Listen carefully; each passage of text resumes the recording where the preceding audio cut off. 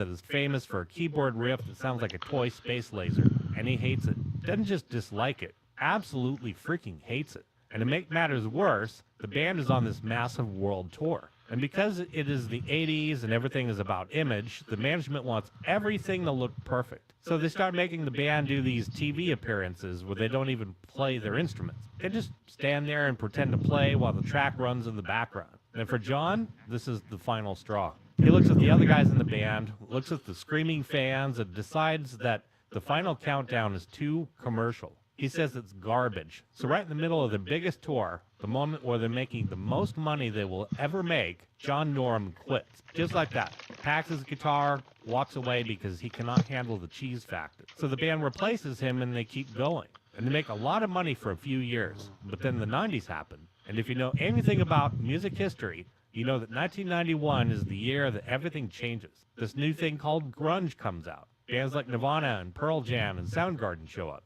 And suddenly, looking like a poodle and wearing makeup is just not cool anymore. But Europe, they don't get the memo. They go in the studio and they record a new album called Prisoners in Paradise. And this is a polished, expensive, big-budget rock album. They think it's going to be another massive hit. They think the party is going to last forever. But it doesn't. The album comes out in 1991, and it hits a brick wall. The media doesn't care. The radio stations don't. They feel that they're disconnected from.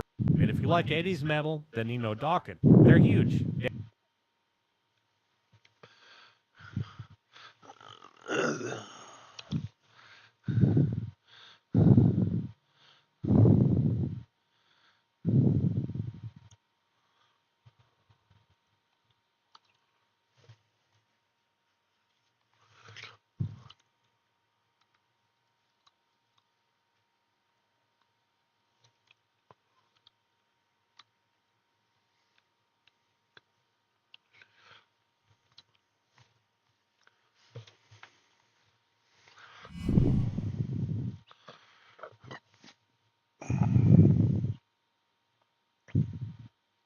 Structure. Instead of building up, they build down. Fucking rats. The Democrats have posted this to completely make Trump look awful. As you can see, it's a based picture of Trump with the quote, "Love the shit out of."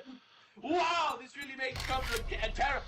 Insane amounts of aura emanating from this one. I'm telling you, man, I don't know what vagina the Democrats uphold themselves into, but ultimately bombing the shit out of your opponents is actually based and awesome. I'm really tired of making believe it's not actually. I absolutely hate this modern era hands-tied way of governance. Every one of these brutal Islamists committing their massacres and untold genocides across all of Africa and the Middle East and stuff like that, you know, they're crying, making believe they're peace-loving flower children all over social media, and the left is falling for it. Yes, actually winning wars is awesome. All right, I'm not vouching for them to start, but once they start, I want to win as swiftly as possible, as overwhelmingly as possible, and without actually making it a fair fight at all. I know the left doesn't. How the fuck did I end up here? That's because they're stupid, immoral retards. Anyway, the Donald posted this one. The terms that Iran leaked out to the fake news have nothing to do with the terms that were agreed to in writing. What they said, including their weak and pathetic statement on having a deal, bears no relation to the truth. Very dishonorable people to deal with, and there is no such thing as dealing in good faith. Amazing! Also, they're ghosts. Their total rebuffed drone attack last night against Indian ships leaving the Hormuz Strait is totally unacceptable. They better get their act together and fast, President Donald J. Trump. You read a tweet like this, and it's like, Donald Trump knows that the Islamic regime that's running Iran are dishonest, ghost-molesting, pedophile retards. They're violent as shit, they always have been, and they will be until they are overthrown. So when you see stuff like this, it's like, why are we making a deal with them? Now, I think the Donald actually has a plan. The Donald doesn't just want to shake hands with an evil regime and move on, but hey, I guess we'll see. He made this tweet too. Barack Hussein Obama's deal with Iran, the JCPOA was an easy, beautiful, smooth road to a nuclear weapon, which Iran could have had 6 years ago, and it would have used long before now. My agreement with Iran is the exact opposite, a wall to no nuclear weapon. In fact, they no longer want a nuclear weapon, okay? Sure. Nor will they have one, either through purchase, development, or any form of procurement. The deal is scheduled to be signed tomorrow, that's today, and immediately after it is signed, the Hormuz Strait is open to all. See, I think that's the major reason why he wants to get this first stage of the deal done. I feel that I could totally make that jump. But don't worry, we'll see what happens. We'll see. I'm not a panicking. Have faith. Dude, I'm telling you, I could totally make that jump. Than the previous administration I could could have feel had. it in my bones. Yeah, wiping out their entire leadership Alright, 3 I can times do over this, will though. do that, I guess. All of a sudden, they love me there. All of a sudden, they do everything I say. Wow, who could have seen this coming? Unlike Obama's hundreds of billions of dollars in payments to them, including $1.7 billion in green cold cash, no money will exchange hands. I like this. At the appropriate time, when all is gone, we will go in and get the nuclear dust. You see, I think that's definitely part of it, too. I said this the whole time. There's no way Trump makes a deal without getting that nuclear dust out. There are deep under the powerful, rugged granite mountains that start making bombers in the billion islands and outland and destroy it. Whether in Iran or in the United States, we look forward to working with Iran and the entire Middle East long into the future. Hopefully this process can all work quickly, easily, and smoothly. And if it doesn't, we have the ultimate alternative, which hopefully will never be used again. Thank you for your attention to this matter, President Donald J. Trump. So when you read something like this, we're making some sort of agreement with Iran that will prevent them from having a nuke. It will help us get the dust. Their threat to us, ultimately, will disappear. And ultimately, I am America first. I would like to see this entire Islamic regime destroyed, because I actually just don't trust them. I don't believe them that they would honor any word or agreement, unless they actually see certain fail-safe methods put into place. That's one. And two, I feel terrible for the Iranian people if this shit happens. Right, these guys have been massacred in their street, 40,000 of them, and Donald Trump is just going to be like, all right, so we'll keep the Islamic regime active, we'll just make sure they can't get a nuke. For Donald Trump, the guy that told the Iranian people, rise up to the streets, stuff like that, we take note of the names of the people that kill you, we will take revenge, stuff like that. I see that, and I'm like, what do they mean by that exactly? Donald talks about this Iran deal. He almost does it from the perspective of God saved my life multiple times when people shot bullets at me. I am going to save our country from this Iranian threat. He talks about that, and it's like, it really just seems like you're kind of letting go off here. And the thing is, which is very interesting, Donald Trump knows this. So mark my words when I tell you, this peace deal is probably just another phase in the gigantic Donald Trump war book plan to eventually destroy these motherfuckers. We'll see what happens, ultimately. I could be completely wrong here in misreading it, but I actually think that the Donald knows exactly what we are dealing with over there. And I'm curious to see how this plays out. I'm not a panicking, and I never have been, and I never will be. If you wanted to make the argument to never have started the war, that's definitely one perspective, but once we started, I want to win absolutely. I do want to bomb the shit out of them once we started, so that we win. I want them waving their little white flags and shit, and if they have too much ego to do that, then we keep bombing them. That's my stance in general when it comes to warfare. Now, JD has locked in, and he has said some very questionable things. I'm seeing a lot of fake information about a potential deal to reopen the strait and end Iran's nuclear program. First, the Iranians are not receiving any cash. No funds are being released simply by signing a deal or attending a meeting.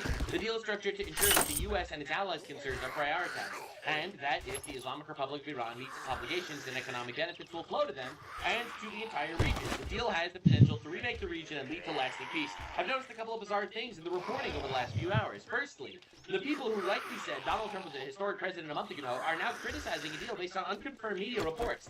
I completely agree with this, by the way. The backstabbing is insane. Trump starts the war, everyone's saying that he's backstabbing America. They stab him in the back because he's So there's some dude in the parking lot? Is that the cut of your jib? He said The last guy's in the parking lot? Was to destroy Iran. Right, he did not betray Ow! by going to war with God damn it, who put that there? Everything he's always said. Got me right in the balls. People backstabbed him over that, and now people are backstabbing him over a deal. I really feel like it's kind of disgusting that we're not letting him cook. Second, people who say you can't trust the word said by the IRGC now apparently believe anonymously sourced social media posts. Also true. True. People are just being that America's holding. Why the fuck do you believe these retards? The president is going to get us a good outcome over here, and ultimately, I am protecting him. So I do like this tweet. Now, one thing that I didn't like was JD said something retarded. Kristen, this is how wars ultimately get settled. If you go back to World War II, if you go back to World War I, if you go back to every major conflict in human history, they all end with some kind of negotiation. We're That is bullshit. That is fucking lies. Sorry, Mr. JD. I like Mr. JD in general, but this shit's fucking shit. Alright, this is propaganda slop that they're trying to shovel down your throats. No. World War II did not end with negotiations. Community note. World War II ended with unconditional surrender by Germany on May 8, 1945, and Japan on September 2, 1945, rather than negotiation. That's right. Remember when we dropped 2 nukes on Japan, and then Japan waved the white flag because we dropped 2 nukes on their ass and we could have done that more times? Yeah, that's called unconditional surrender. That was not negotiation. And I actually believe in the doctrine of winning wars. If the war starts, we need to win it. Wind down with negotiations and shit? Nah. I do not believe in negotiating with terrorists. Which is why I am hoping and I expect this negotiation on Trump's part to be part of a master plan. Now, JD, on the other hand, has been pushing for this the entire time to the point that he's rewriting history as well. And that shit's weird. I'm not gonna lie. That shit's a little odd. Now, in Iran, and I think this is one of the things that Donald Trump is counting on, Special Forces units attacked the gatherings of Basij and IRGC members at 9 p.m. in several parts of Tehran using batons and tear gas. Once the surrender document is signed, they're done for. All that's left is the right moment to call to action and overthrow. See, I think this is one of the major things that the Donald is planning. All right, on the one hand, I believe that American foreign policy needs to be utilized purely and utterly for the benefit of America. I really do believe that. I know it's a controversial take, but I am very America first in this regard. If we go to war with Iran, I think that we should be going to war with Iran because they pose a threat to us. All right, and we have. So I think that the Donald might be using this peace deal after weakening them severely through our bombing campaigns. We wiped out their navy, their military, to the point that they could get overthrown from within on a much easier level. And I do believe that the CIA will probably be arming and giving weapons to the Iranian people. See, I think this is all part of the Donald strategy, still kicking off in Iran. Infighting is pissing off the IRGC leadership. Now, Iran's Fars news agency, this is just 4 hours ago, says no final decision has been taken on the peace deal with the U.S. Again, you can never trust Iran, and this is also being posted by Al Jazeera, who fucking sucks and they're horrible. So this shouldn't exactly be surprising. The thing is, alright, there's still a lot of shaky shit, and I see so many people complaining on all sides. I have heard bitching about it. And when did everyone become a panicking? Why are there no balls on any man? And most cries and bitches about this. Hold up, bro. You let him cook. Oh my god! Now, Trey Yinks, this is Fox News reporter, says Israel struck Hezbollah in the Lebanese capital Beirut. This followed Hezbollah fire into northern Israel overnight. In fact, over the whole weekend, they've been firing into northern Israel. And this is the moment IDF struck Hezbollah's command center in Beirut, Lebanon. This is the capital of Lebanon. Well, let's just say this is a very, very big moment. And a lot of people are very upset about this. Mostly Hezbollah terrorists are upset about this. Yeah, mostly Hezbollah. Not very happy about the fact that Israel managed to fuck up their headquarters in their capital city. Especially because Iran has essentially stated the entire time, how dare you touch Beirut? Never, never. So just understand, Israel attacked Hezbollah targets in Beirut in retaliation to attacks on northern Israel. As Israel says, why this matters is because Iran threatened to retaliate for any Israeli attack on Beirut. Now, the Israeli military notified Central Command shortly before the strike in Beirut. This is according to both Israeli and U.S. officials. I believe Axios published this. Netanyahu said himself, we attacked in Daya in Beirut, targets of the terror organization Hezbollah. Israel will not tolerate fire into its territory. And I'm not going to lie to you, I think this is still in lines with the Donald Trump strategy. There is no reason why Israel, or any other country for that matter, should tolerate getting bombed by terrorist organizations across their border and not do anything. And I fully stand with that, I'm not gonna lie. Israel warned that any Hezbollah rocket fire would be Hezbollah launched 6 attacks on northern Israel. Israel struck Beirut. Iran called Israel's strike an attempt to sabotage the deal and vows a response. You know, it's the classic cycle of terrorism every time. All right, you got the terrorists bombing civilians, and the terrorists complain when they face consequences.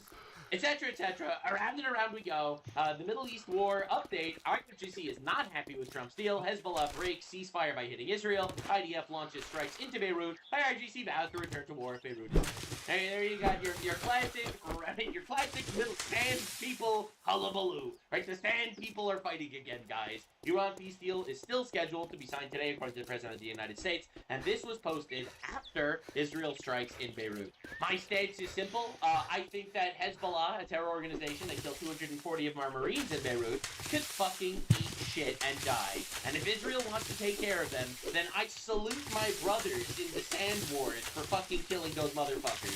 Based as fuck. Keep doing that, please. Of course, a lot of the critics are like, but how could they just pinpoint strike the headquarters in Beirut, but they're destroying entire villages in southern Lebanon? Because there are terrorists that have dug hundreds of miles of tunneling from Lebanon into Israel in those other villages, so they need to clear out the people to destroy the tunnels. That's like one of the major conflict situations. In fact, over 60% of the operations that Israel had in Gaza were the dismantling tunnels that Hamas terrorists have been digging. Because we, and by we I mean Americans, have been funding Hamas for years through USAID and various other projects, and they have been taking that money to build tunnels into Israel instead of infrastructure. Instead of building up, they build down. Fucking rats. I actually just think Islamic terrorists are deplorable humans, and honestly, whenever they die, it's just cause for celebration, actually. Kill them before they kill you. That is biblical doctrine, and it's based, actually. In other news, because Donald can't just keep focusing on one thing at a time, President Trump announced the U.S. military assassinated Venezuela's Tendria Aragua gang leader Nino Guerrero in kinetic strike, bro. While we are dealing with a major conflict in the Middle East, we are still eliminating terrorists in our backyard. Fucking W. Holy shit, that's insane. So, this is what the Donald decided to post. It's quite the banger. And my direction, the United States Southern Command delivered a swift and lethal kinetic strike to successfully eliminate Nino Guerrero, infamous leader of Tren de Aragua, one of the most bloodthirsty terrorist organizations on planet Earth. We filled out the June bingo card already. Before I returned to office, Joe Biden opened our southern border to millions of illegal criminals and allowed the foreign army to rape, maim, and murder American citizens with total impunity. During my campaign, I pledged to expel these monsters from our country and bring justice to the families of those they slaughtered, including the precious 12-year-old Jocelyn Nungare, 22-year-old Lincoln Riley, and countless other beautiful souls. With this action, the United States military had brought retribution for them, their families, and their loved ones. Early in my administration, I delivered on the promise to designate Tren de Aragua as a foreign terrorist organization. There were thousands of evil criminals and wage war against the cartels, who have been waging war against our citizens. While weak leaders left America helpless and defensive, this action was coordinated closely with our friends in Venezuela. Remember when we were told that the operation in Venezuela would fail? With whom we are working very well. As a result, Tren de Aragua terrorists no longer have safe haven in Venezuela or anywhere else. And under my leadership, we will find these vicious murderers and drug lords anytime, any place, and send them to depths of hell where they belong. God bless America, President Donald J. Trump. And I will sign off by saying, killing terrorists is fucking awesome, actually. Religion of peace becoming religion of pieces very quickly. No, I'm kidding. This is a different terror story. Hey. Not all Muslims are terrorists. Most terrorists are Muslims, but not all. Alright, we gotta keep moving. So, speaking of Muslims, the entire Islamic community is losing their mind that Marco Rubio has been spitting such facts. Before getting too deep into the chaos, free cash was promised to me 3,000 years ago. One thing I recently added to my daily routine is using free cash for a few minutes here and there. If I'm gonna play games as a time sponge, I might as well make some money out of it.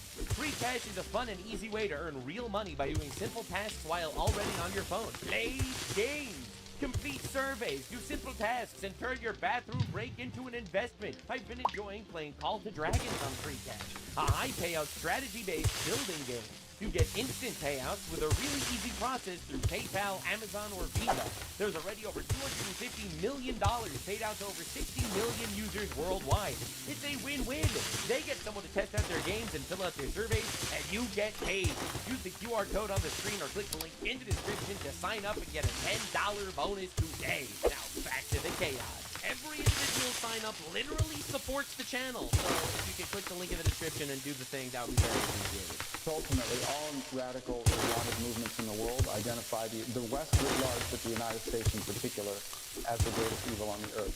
And every chance they have... You will notice that by how every single Muslim in America hates us.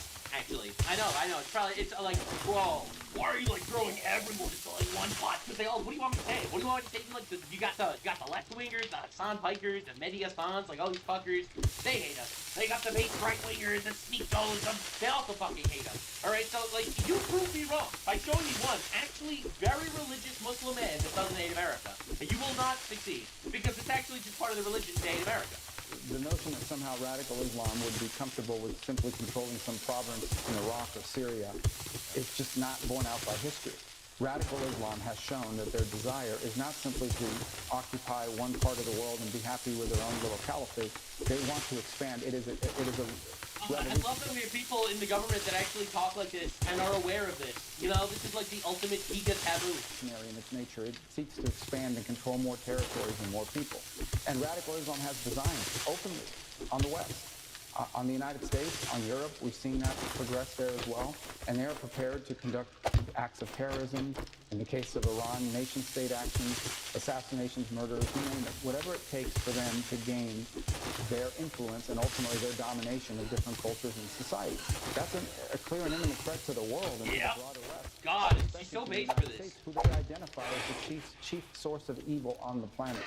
The reason why they hate the Kingdom of Saudi Arabia, the leadership of the UAE, of Bahrain, is because they've allowed the United States to partner with them. That's why they hate them. They consider them infidels for it. They hate Israel.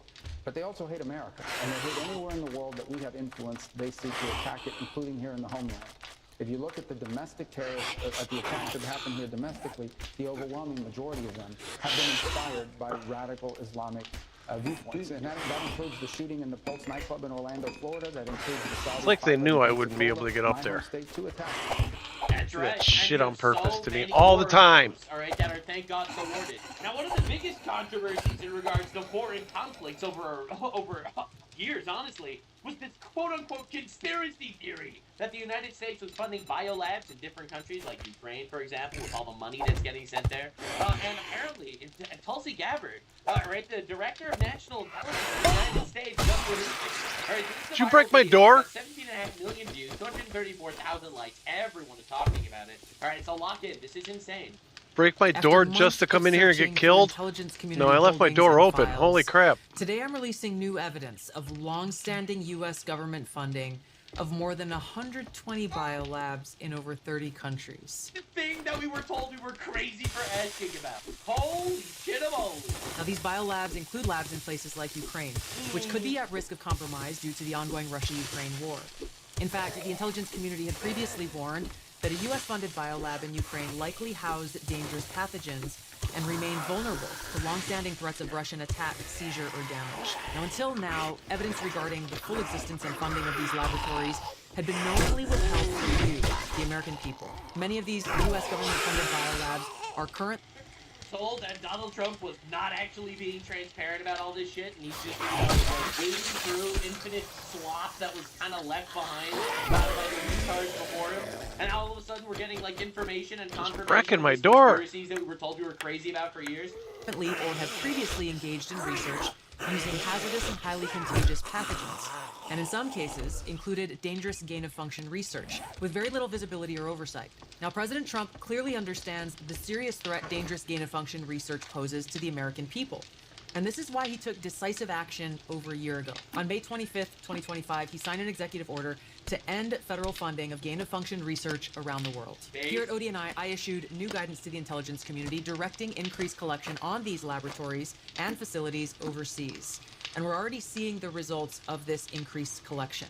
We're learning new details, for example, on clinical trials that are underway at these facilities and that are raising significant ethical, financial, and security concerns regarding the supposed public health initiatives and U.S. national security. Now, despite the obvious potential for catastrophic global impact that research on dangerous pathogens in biolabs can have, politicians and so-called health professionals like Dr. Fauci, as well as entities within the Biden administration's national security team, lied repeatedly to the American people about the existence of U.S.-funded and supported biolabs.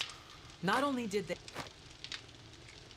Motherfucker. Oh my god, we gotta get rid of these people. We gotta get rid of these people. Oh my god, there has to be consequences for this shit, dude. They lie. They threatened those who attempted to expose the truth.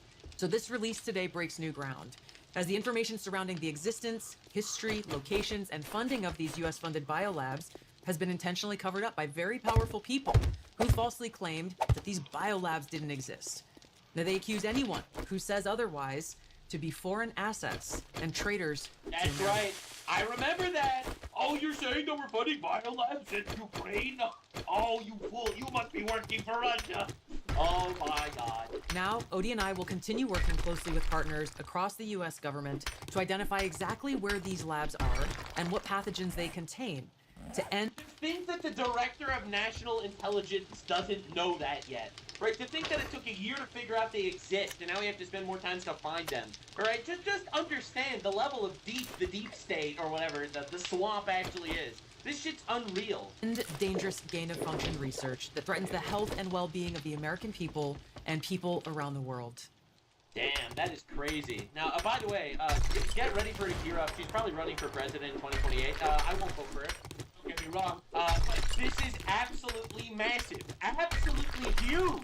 Alright, now you know why everyone was going after Tulsi Gabbard so hard. Alright, because she's fucking tired of this shit too. Unreal that this stuff just gets popped up on our tax dollars without us knowing about it, and it's not in our best interest, obviously. But I'm so happy that these conspiracies are getting torn down.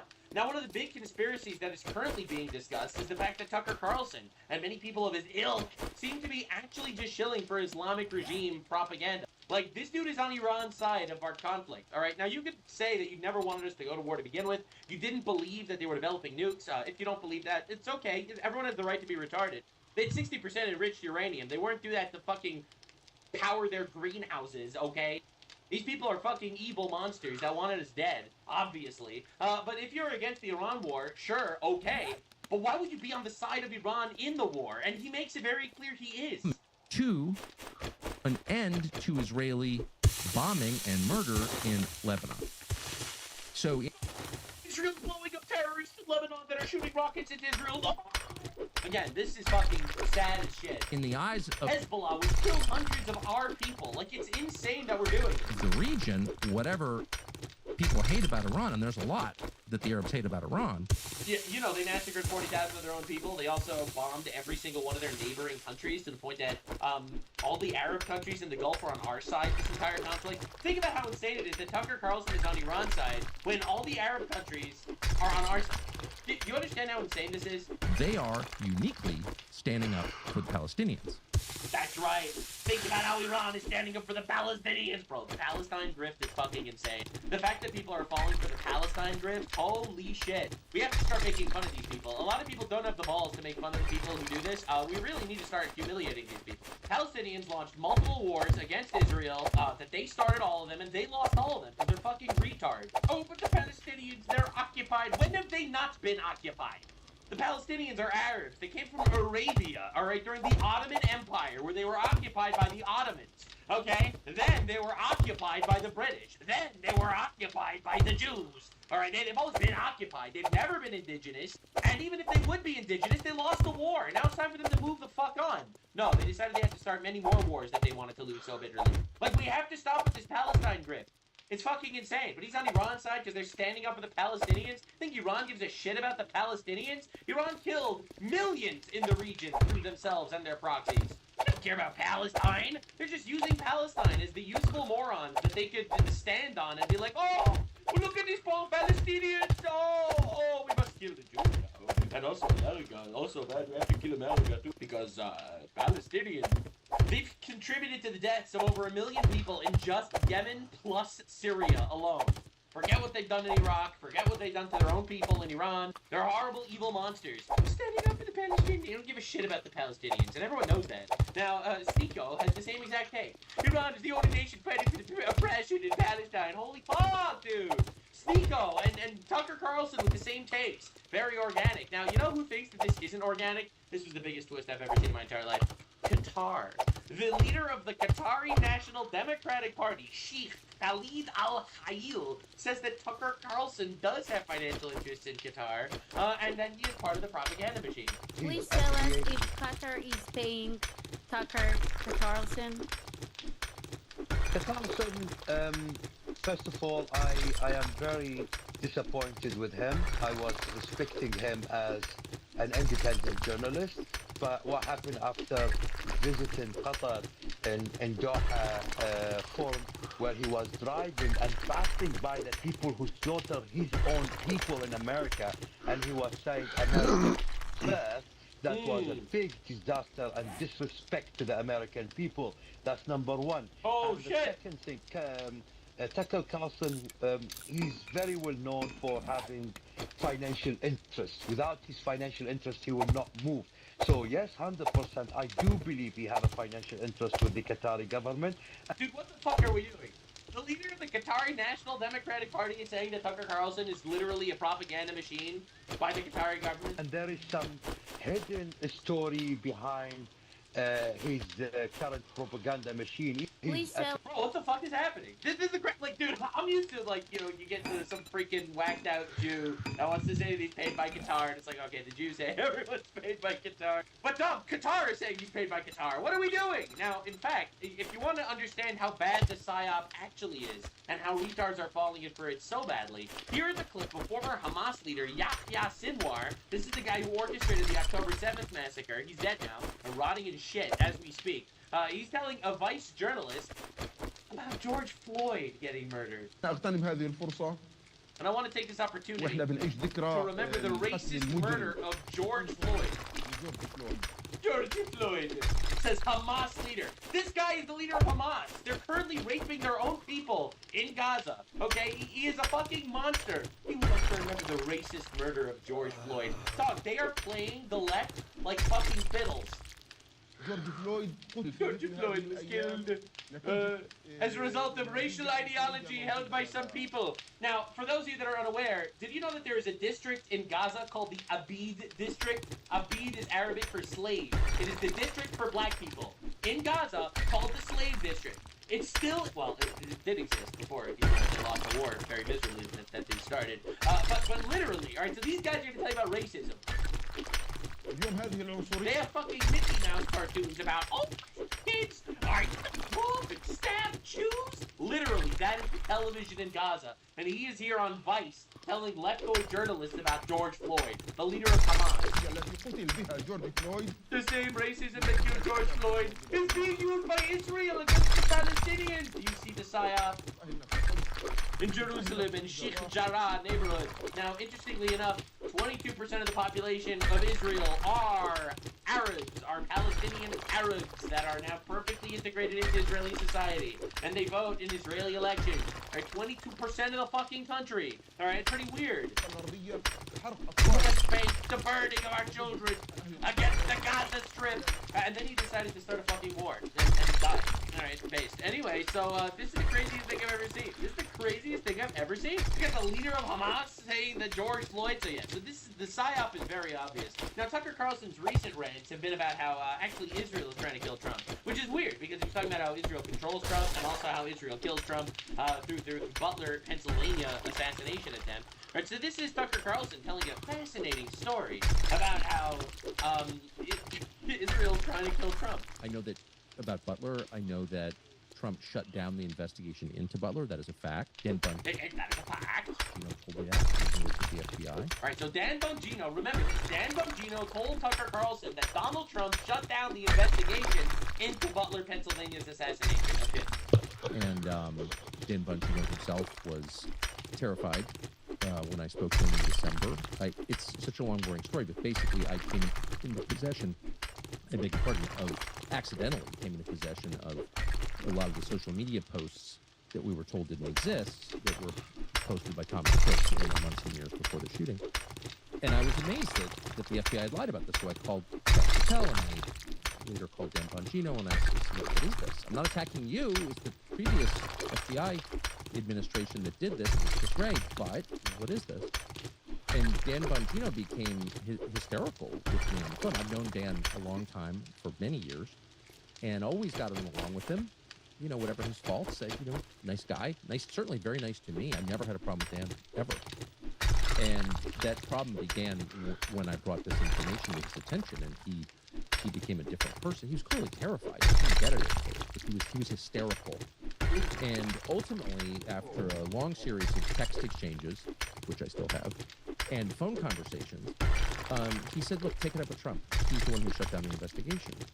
And that was, I think, the first or second week of December. I think it was the beginning of the second week of December. So let's get this straight. Israel, who controls Trump, tried to assassinate Trump, and Trump shut down the investigation because he didn't actually want to find out who was trying to assassinate him. That's a good story, and it was confirmed by Dan Bongino.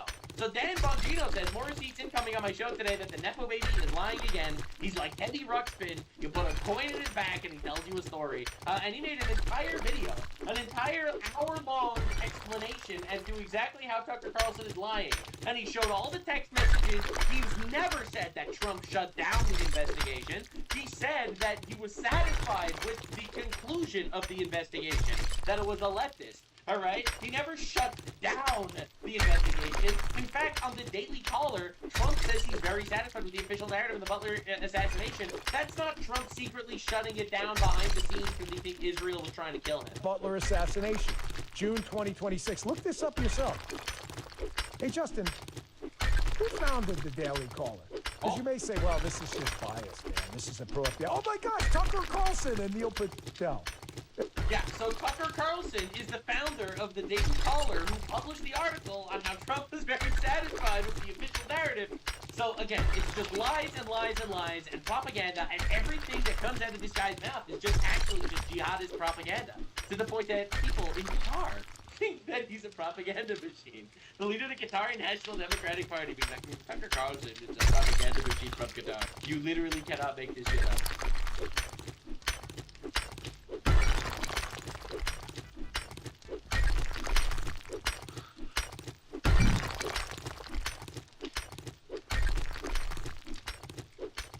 The deadliest gang raid ever. A police operation in the suburbs of Rio de Janeiro has left at least 132 people dead in what has become the largest and deadliest gang raid in Rio's history. The grisly operation saw explosions and gunfire ring out in the Brazilian state, and left neighborhood streets lined with bodies. Wait, there's no way everybody is sitting there celebrating, clapping with all the dead gang members.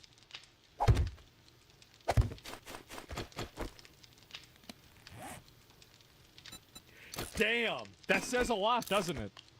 It really does.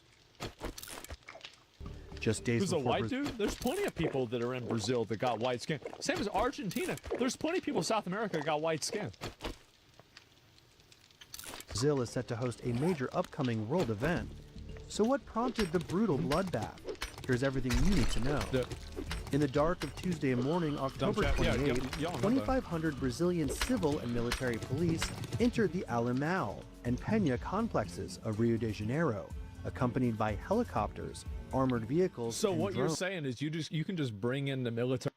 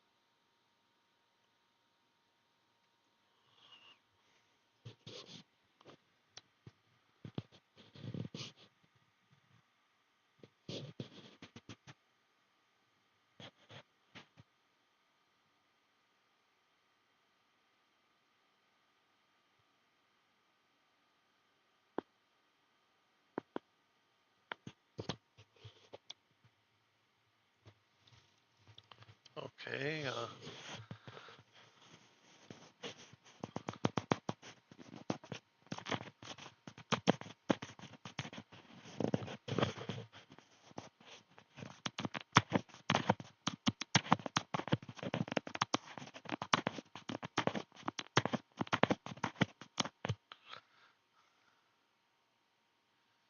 thousands leaving behind a city that's bankrupt and broke and now wants to pillage successful industries.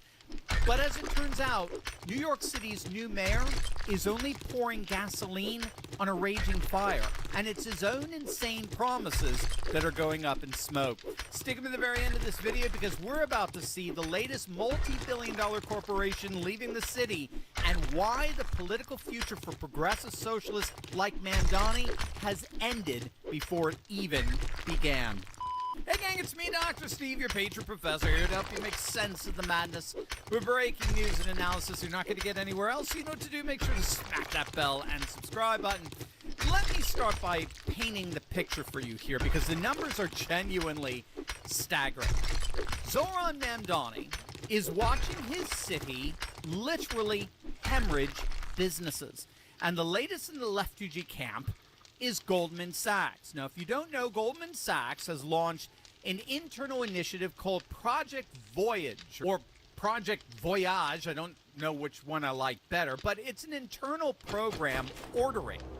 That's the key. It's requiring, it is mandating managers, vice presidents, managing directors, and in some cases partners to get out of New York City, to leave Manhattan altogether and relocate to either Dallas, Texas, or Salt Lake City, Utah, with a very clear message attached to the relocation order.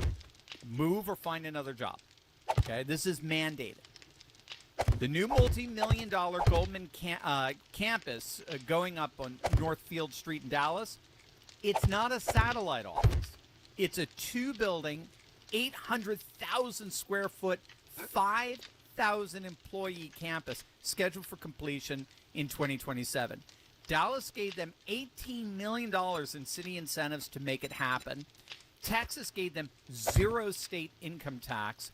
All the while, New York, under Mamdani, is preparing to raise the top corporate rate from 7% to 11.5% and the personal income tax rate for top earners by another 2%. Meanwhile, JP Morgan Chase CEO Jamie Dimon went public in his April shareholder letter with the very same dynamic as Goldman Sachs.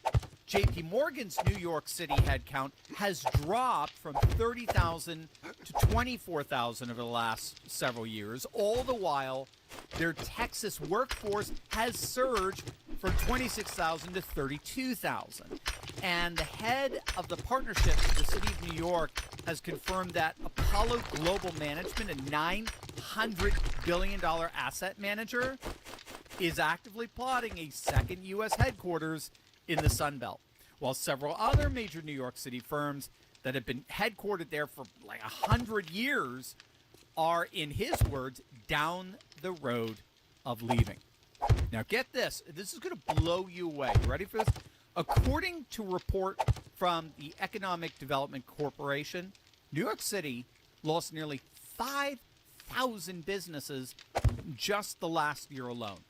5,000 businesses have packed up and moved out of the city in the last year alone. In terms of large corporations, between 2020 and 2024, 892 have left New York State, taking an estimated $47 billion in income with them.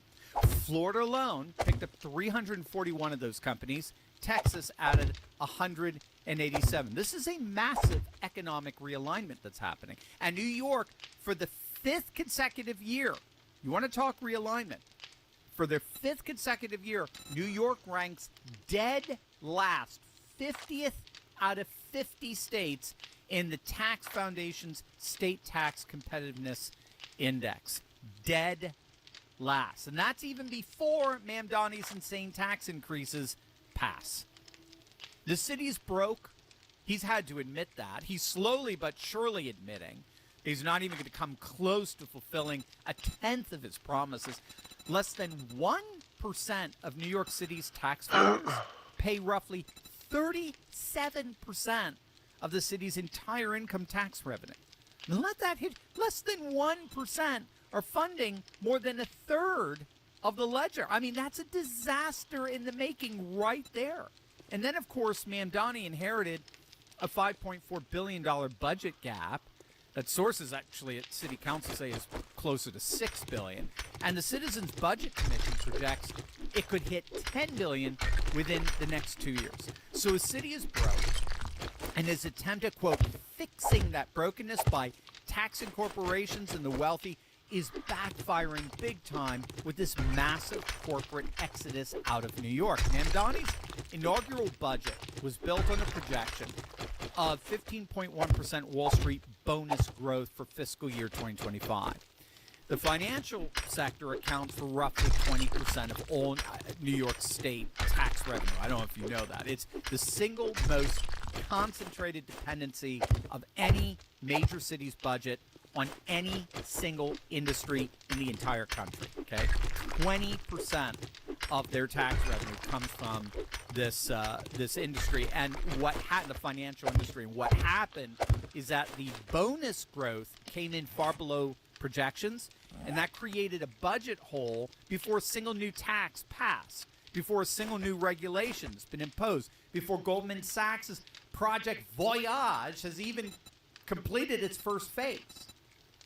So Mamdani's response to this emerging fiscal gap, it was actually to double down on the tax increases, raise the corporate rate even further, raise the personal income tax on the very people, the high earners, the financial professionals, the managing directors being asked by Goldman to move to Dallas, whose departure is the cause of the shortfall he's trying to fill. Yeah, let's tax them more. And the Dallas mayor, who, by the way, is a Republican, Eric Johnson, he switched in office from Democrat to Republican. He's a good guy. He's sitting in Texas watching all this unfold. He's like, he couldn't be happier. It's just, I mean, it's like Christmas every day. He's seeing a flood of Wall Street firms moving from Manhattan to Dallas. And this is after 7 consecutive years of Texas cutting property taxes. This is what competition between states looks like in a federal republic. This is exactly what the founders designed. And we're about to find out why this competition is indeed the death knell for Mamdani and all the insane socialists trying to emulate him. Where do you see this? But first, gang, when the left talks about affordability, they never once mention how catastrophically costly the Biden era's regulatory avalanche was for ordinary American families. Because under Biden, between 400 and 800 new rules were forced into hardworking Americans every single year, placing a $1.8 trillion burden on the backs of the people who build and sustain this economy. Now, thankfully, President Trump is changing all of that in a dramatic and historic way, slashing and cutting rules and regulations at an unprecedented rate. Earlier this month, in fact, the SEC officially eliminated something called the pattern day trader rule. So that's an old rule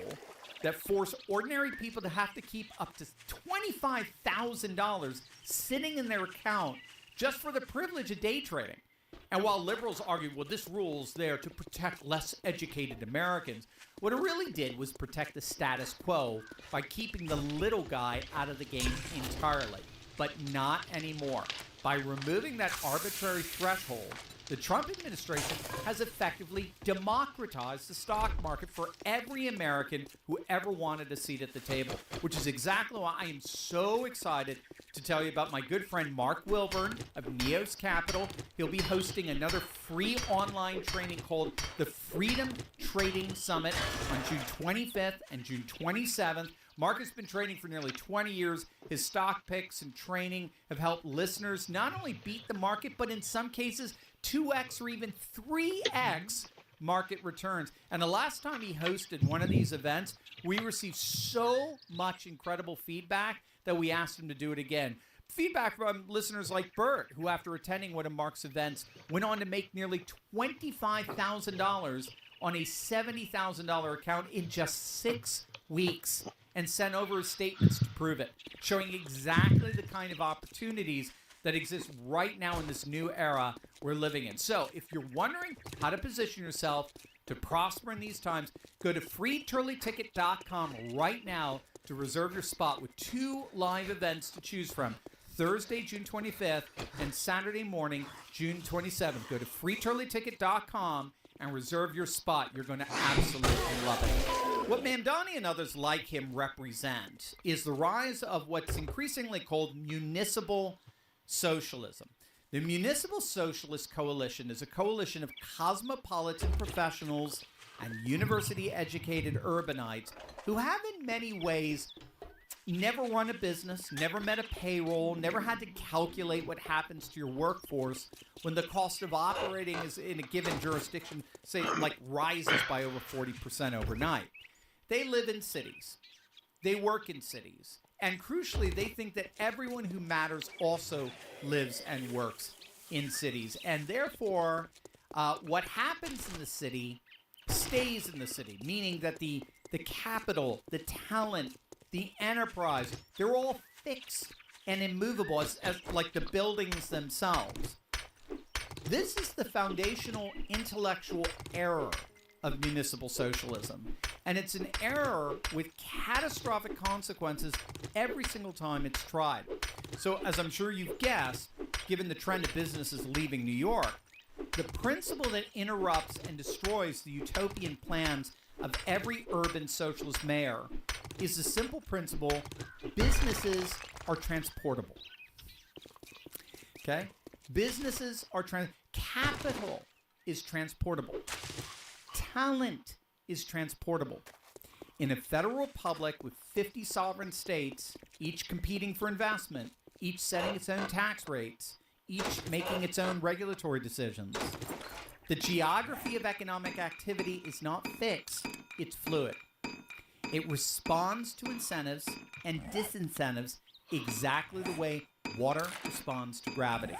It flows to the lowest point of resistance, and it does so slowly at first and then all at once. The municipal socialist makes a very specific and very fatal assumption. They assume that the city's existing economic base is a captive resource. They assume that the financial sector is in New York City because it has to be in New York, because of the talent pool, because of the network effects, because of the destiny of relationships with its 100-year institutional history. But what Goldman Sachs' Project Voyage tells you, what J.P. Morgan's 10-year headcount migration tells you, is that the talent pool they rely on is more than willing to leave the high confiscatory taxation in New York for the economically free and vibrant states of Texas and Florida. And here's the key. Once a business of that size, like J.P. Morgan or Goldman Sachs, once that business makes the decision to begin migrating its operational infrastructure to a lower cost environment, that decision does not reverse. The campus in Dallas only continues to grow while the campus in New York City continues to fade. That's exactly what happened recently with ExxonMobil in New Jersey, which is suffering as well from these insane socialist policies.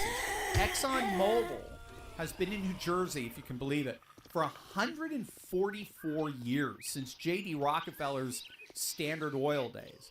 But of late, they slowly but surely began moving their operations more and more to Texas, I believe, Houston, I believe. And then it was just recently revealed that they haven't had a board meeting in New Jersey for over 40 years. All their board meetings have been in Texas. And now they're leaving Jersey altogether. So that's the pattern. And that's the pattern that's destroying municipal socialism before it ever really begins. Every city that's tried municipal socialism has learned this lesson eventually. Chicago is learning it. Seattle is learning it. And New York, under Mamdani, is about to learn it at enormous cost to the very working families he promised to protect, most of whom, by the way, didn't vote for him. They voted more for Cuomo or Sliwa. So, Swila, because you can't tax your way to prosperity. They know that. You can't regulate your way to abundance. And you absolutely, categorically, definitively cannot build a socialist city in a capitalist republic where the capital has a moving truck and a GPS signal pointed straight at Dallas.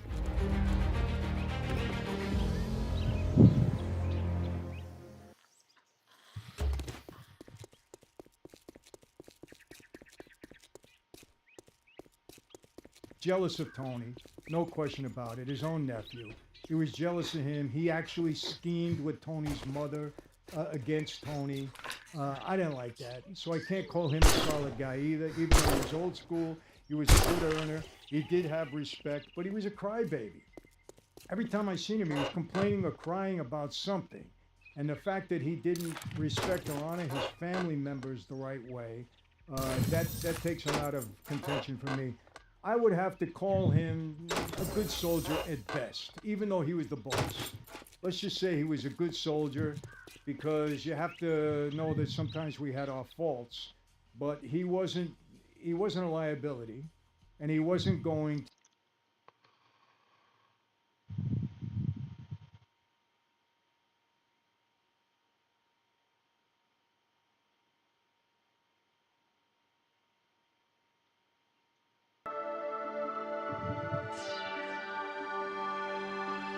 Hey guys, welcome to the Liberal Hive Mind, a channel solely focused on exposing the abundant hypocrisy of the left. And here's the meme of the day, brought to you by 5mind.com. Well, holy frickin' moly, apparently here it is. And I'm sure you guys notice it, it's awfully quiet on social media. All the doom and gloomers, all the anti-Trump scumbags, frankly anti-American scumbags, who have been peddling totally irrational fear-mongering crap for the last couple of months, all of a sudden they've gone quite silent, like Homer Simpson backing up into the bush. But yeah, there it is. After months of telling you that Trump is accomplishing nothing, Trump is getting played, Iran holds all the cards, even some of these morons suggesting that Iran is winning. After all the blah blah blah and bullshit, it appears as though President Trump is about to pull off something almost nobody thought possible. At least if you would have asked him last year, a couple of years ago, 10 years ago, 20, 30 years ago, an actual nuclear agreement with Iran. Not the bullshit deal that Barack Obama signed, sending over pallets of cash, but no, finally putting the Iranian regime to their knees, forcing them to fully stand down on their efforts of chasing a nuclear bomb. And the craziest part is that he did it without another endless Middle East war, without really a war at all. All these people spending the last couple of months screaming that Trump is starting World War III. Well, it appears they now have egg on their faces. Let me show you guys exactly what's going on here. We got some stuff to get into, so let's roll the tape. All right, folks, so the reports are coming in fast. I got this from Leading Report on X. He writes, just in, the United States and Iran have officially reached a peace agreement, and the deal will be signed on June 19th in Switzerland for Pakistani Prime Minister Shehbaz Sharif. And here's a little rundown that gives some more context from JD Vance. First of all, I do think it's a big moment for the United States of America, thanks, of course, to the president's leadership and the hard work of the entire team. Three things that I think are important for the American people just to appreciate about what this deal does for all of us as Americans. Number one, this is the immediate opening of the Straits of Hormuz and, of course, the lifting of the naval blockade that we've had on Iran along with it. The number I two think thing I got that him. means is that Iran I did get will him. never Holy have shit. a nuclear weapon, not just pursue a nuclear weapon, I just but took a random procure shot or into the buy a grass. nuclear weapon as well. That's built into this agreement. And then the third thing is, and this only happens, to be clear, if Iran delivers on their promise. And so there's an approach here where we verify and where there are real benefits so long as Iran meets their end of the obligation.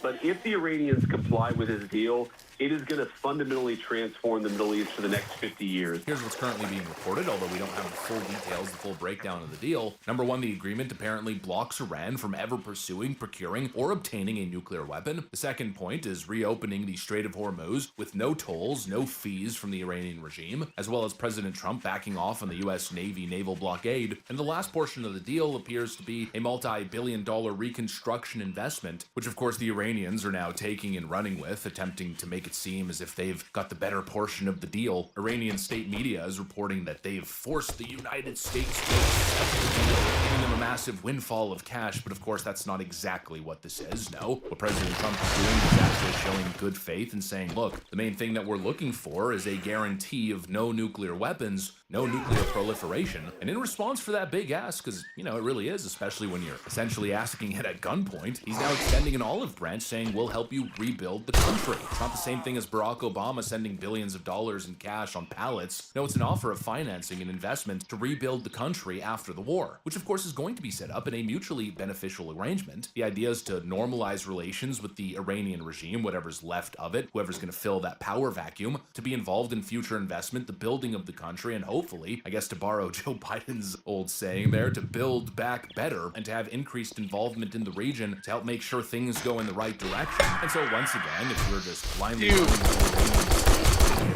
display of what happened here, well, what can I say other than you might be an absolute frickin' utter bird. moron? There's only one way to slice this. This is an absolute surrender from the Iranian regime. Anything else is pure and absolute cope. They got economically strangled, militarily pressured, and now they're being forced to back off from the one thing that would have made them an actual global player, at least in terms of power rankings, I guess you could say. No nuclear weapon. It is total submission. And so let's really get ahead of this thing because, of course, people are going to be tempted to spin this as a massive loss. But no, you simply got to zoom out a little bit here and see what's happened since the start of the year. President Trump has put America in the strongest energy position it's ever been in. Now the top oil producer of the world. You got Iran now falling in line. OPEC basically collapsed. Venezuela, well, Marco Rubio's the president of Venezuela, and we essentially now control that oil, taking it out of China's back pocket. And now Iran is going to be forced to behave. Essentially, the entire corrupt Eastern oil cartel system has been completely dismantled. The era of the Iranian regime holding the world hostage has officially come to an end, at least if this deal is finally signed in Switzerland on June 19th. And that, of course, is the story. That's the way this cookie crumbles. It's not just about Iran. This is about breaking the economic leverage that Russia, Iran, and China have historically used against the West. But of course, the goalpost movers are going to come in full force. They're going to claim that this deal is actually just an off-ramp for Donald Trump. He didn't finish the job and he's running away from fully confronting Iran, from doing a full-blown regime change. This, my friends, is a complete joke. The reality is the regime has already changed, and it's not like doing a full-blown regime change has worked in the past, installing some CIA puppet and then simply restarting the whole process over again, sometimes in a measurably worse way than before. But yeah, of course, people are going to say that Trump's taking a half measure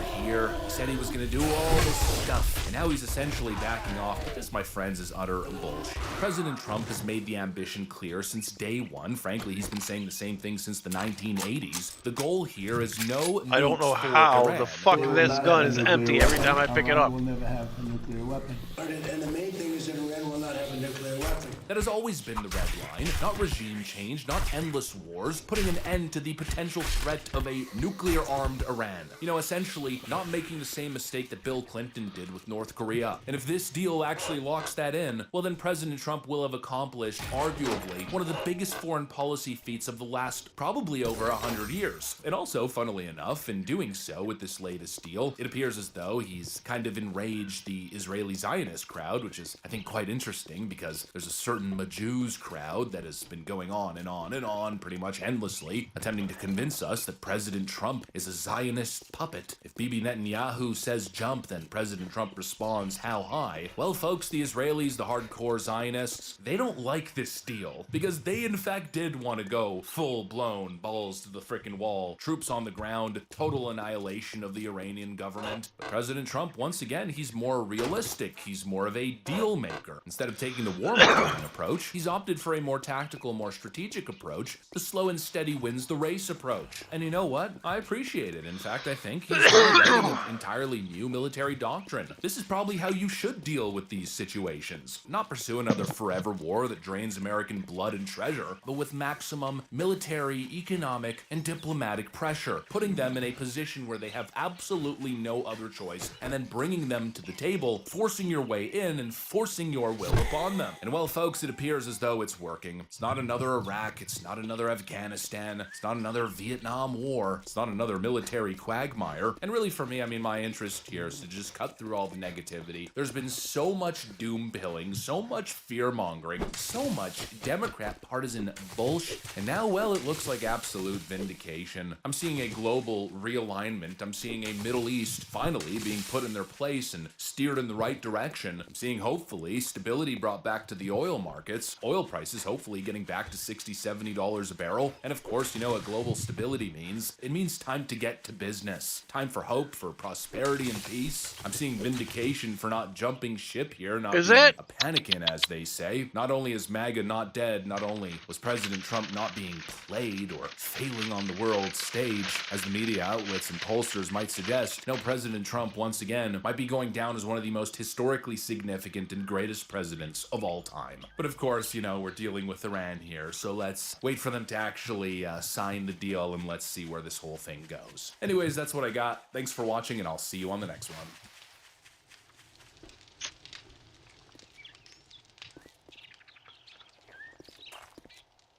It's rare that I can't yap up a wacky intro, but learning about this menace has left me stunned. I just saw this video from EWU Body Cams about this guy that would hide cameras in like every bathroom on the planet. It seems like I wouldn't be surprised if he got hidden cameras in my own porcelain throne territory there. Like You're fucking kidding me! And is filming me. I'm calling because we just received an anonymous tip that someone has a camera in our employee bathroom and is uploading videos online. You still haven't raised my charges. Where's our charges? You're not supposed to be judgmental to anybody's crimes, by the way. What the hell is even that? You're not supposed to be judgmental of crimes? What the hell I don't do you remember want hearing this that in the time? Miranda rights. I can't even really imagine that. Like, you show up to a murder scene, you catch the suspect, and you just happen to say, like, hey, buddy, look, I don't mean to be judgmental here, but you strike me as a bit of a jerk for this, you know, taking a lot of human lives here. I know, sue me, I don't mean to judge. I feel like as far as judgment goes, crimes are a pretty solid one for people to form an opinion on, rightfully so. If you are found guilty of secretly recording thousands of people using the restroom, you're a fucking freak, and people will judge you as such. On July 19, 2022, the police in Ann Arbor, Michigan responded to the Briarwood shopping mall after receiving this unusual call about video footage from a store bathroom being uploaded online. Horrifically, the resulting investigation into a tech-savvy peeping Tom would spread throughout the city of Ann Arbor. The final number of cameras and victims is enough to make your skin crawl. It's not exaggerating either. It actually did, by the end of this investigation, have my fucking jaw on the floor with how many cameras and how many videos and how all over the place it was. There wasn't a bathroom in Michigan that was spared his peeping. Like, this guy is like the supervillain of shitters. There was nowhere safe, no porcelain throne left unsullied by his eyes. His near omniscient eyes. He dedicated his whole life, put his soul into his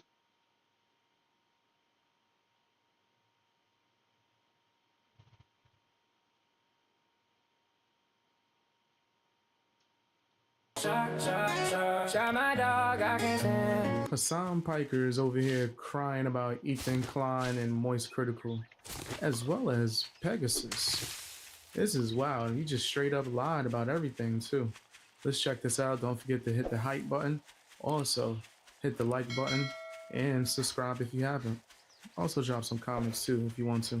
A litany of different insane things that he claims were happening because people were gang stalking him and I don't know, like going after his family and like sending CPS and sending skulls to his house or whatever. I don't know the veracity of these claims, but I do know one thing. He has used that as a counter to every single goddamn thing. He stubs his toe, he goes, oh, it's the snark community, which, by the way, he says I'm a part of. It's an incredible method. Meanwhile, I'm literally being prosecuted by the goddamn federal government, allegedly, and these guys are celebrating that decision, and at no point did I ever turn around and say, oh, Ethan Klein is the reason why I have a subpoena from the government. It's ridiculous. Well, to be honest, you blame Israel for everything, and then you also call him an agent of Israel. So, those lines are kind of blurred when it comes to you. Also, you're not a victim. Like, why is Hassan sitting here like, woe is me, I'm so sad. Please feel bad for me. This is just like me.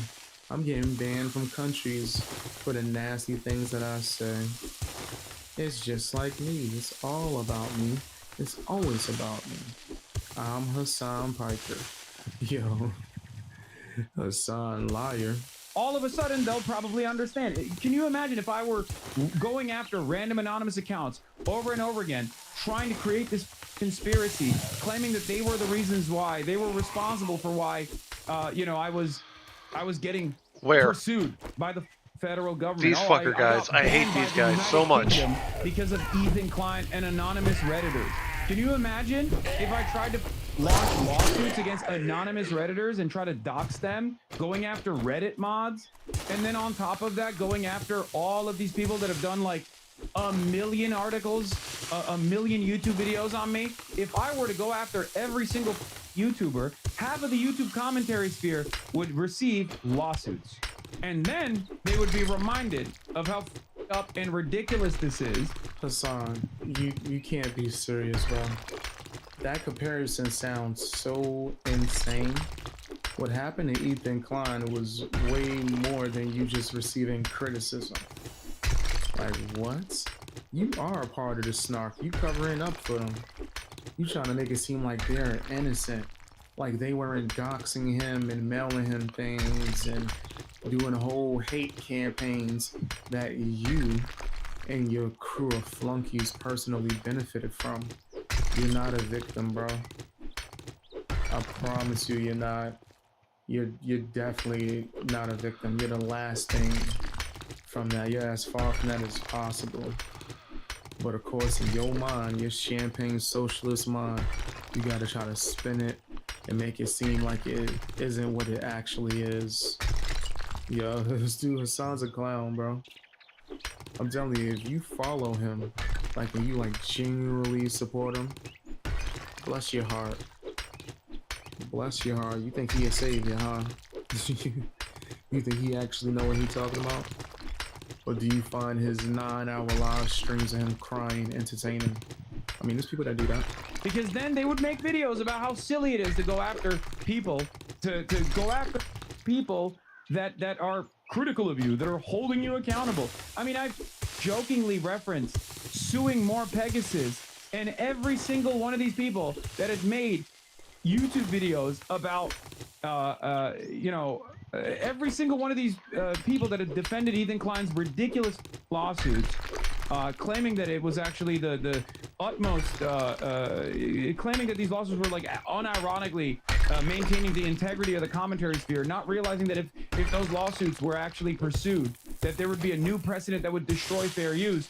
Guess what? Even when I jokingly prefaced it, every single one of those people that were in defense of Ethan's lawsuits turned around and started railing on me, saying, oh my God, Hassan can't take criticism at all. Maybe it's not a joke. Yeah, it's not a joke. I maintain the position that maybe more Pegasus is not, maybe he might be receiving a lawsuit or legal action sometime soon. Hassan lies like he breathes, yo.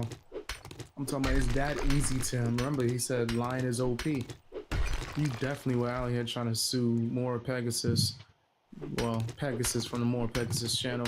You 100% was being serious. That wasn't a joke. That wasn't like for play. All the things that you did against Ethan Klein was disgusting as well. That wasn't a joke. Like, this guy wants to be like some kind of superhero in his brain, but he doesn't realize that he's actually out here being one of the nastiest villains that can ever exist. Just lying straight to you. I'm a socialist. Let me go to my mansion and pop champagne and go out here and have a bunch of flunkies doing my bidding. Denim's gonna run around and act like a female version of me. It's gonna be crazy. He did. He actually sued, and he even destroyed the livelihoods of Caseytron, and even got a default on the Morgan case as well. All of those cases were frivolous, but the people that he was litigating, the people that he was suing, did not have the financial backing to pursue a long and costly litigation process, so they had to default, or they had to actually concede to the unbelievable demands that he was making. Demands such as an ISIS hostage style video that he forced Caseytron to read. Are you talking about the apology video? Where she went on there and told the truth? And let it be known how you didn't help her in any way, shape, or form? Or you just left her there? You probably tried to smooth it behind the scenes right after. He's like, here, take these few McDonald tokens. She looked at him like, I look like Frogan. Frogan is the one I love, Big Mac's brother. She is Grimace from, if you ever watched the old school McDonald commercials. That's who Frogan is. That's Grimace right there, man. I know Grimace. She ain't wearing the mask this time, but maybe when she eats her Big Macs. Anyway, I digress. Hit the like button. Drop some comments. Also, hit the hype button if you're able to. And check my channel for more videos. I like the process of dropping, you know, a few of them things a day. Pause. Check that out. Tell me what you think. Binge. You can sit here and binge whatever video you missed.